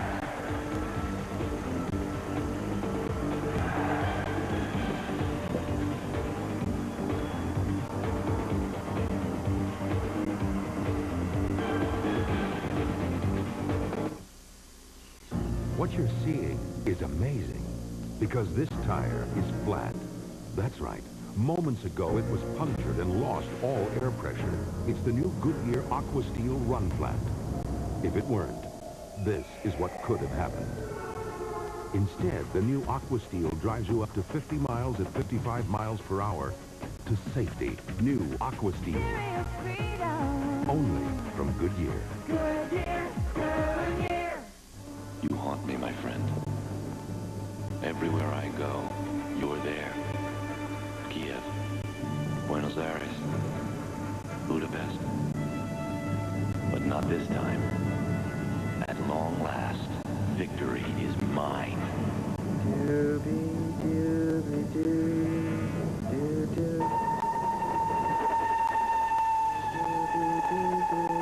Drink Bud Ice, but beware the Penguins. Home Depot's philosophy is cutting edge. What does the customer want? We always got something new coming out on the floor. Things that you were wishing would get on the market, and all of a sudden, wow, there it is. It's important to give the customer everything needed to do any project around their home. Like great Grillmaster grills, the flame control system makes certain you get sure starts, even heat, less flare-ups, and perfect meat. Come see the complete line of Grillmaster grills at the Great Grillmaster event. It's happening this weekend at the Home Depot. When I decided to train for this, I heard it all. Jehu, you fool, this is the desert. Jehu, it's 110 degrees, crazy things. I practice around 5-6 hours a day with the rumble pack. On the slopes, in the half pipe, Jehu is there. It's very spiritual. Just you and the mountain. And the snowboard. And the game. 1080 snowboarding only on Nintendo 64. Real close to the real thing. I warn you, snowboarders. Watch out for Jehu. Tonight, let's walk funky. Get your groove on with Party of Five's Jennifer Love Hewitt. They ought to call your TV show Party of Funk. On Mad TV, late night tonight on Fox.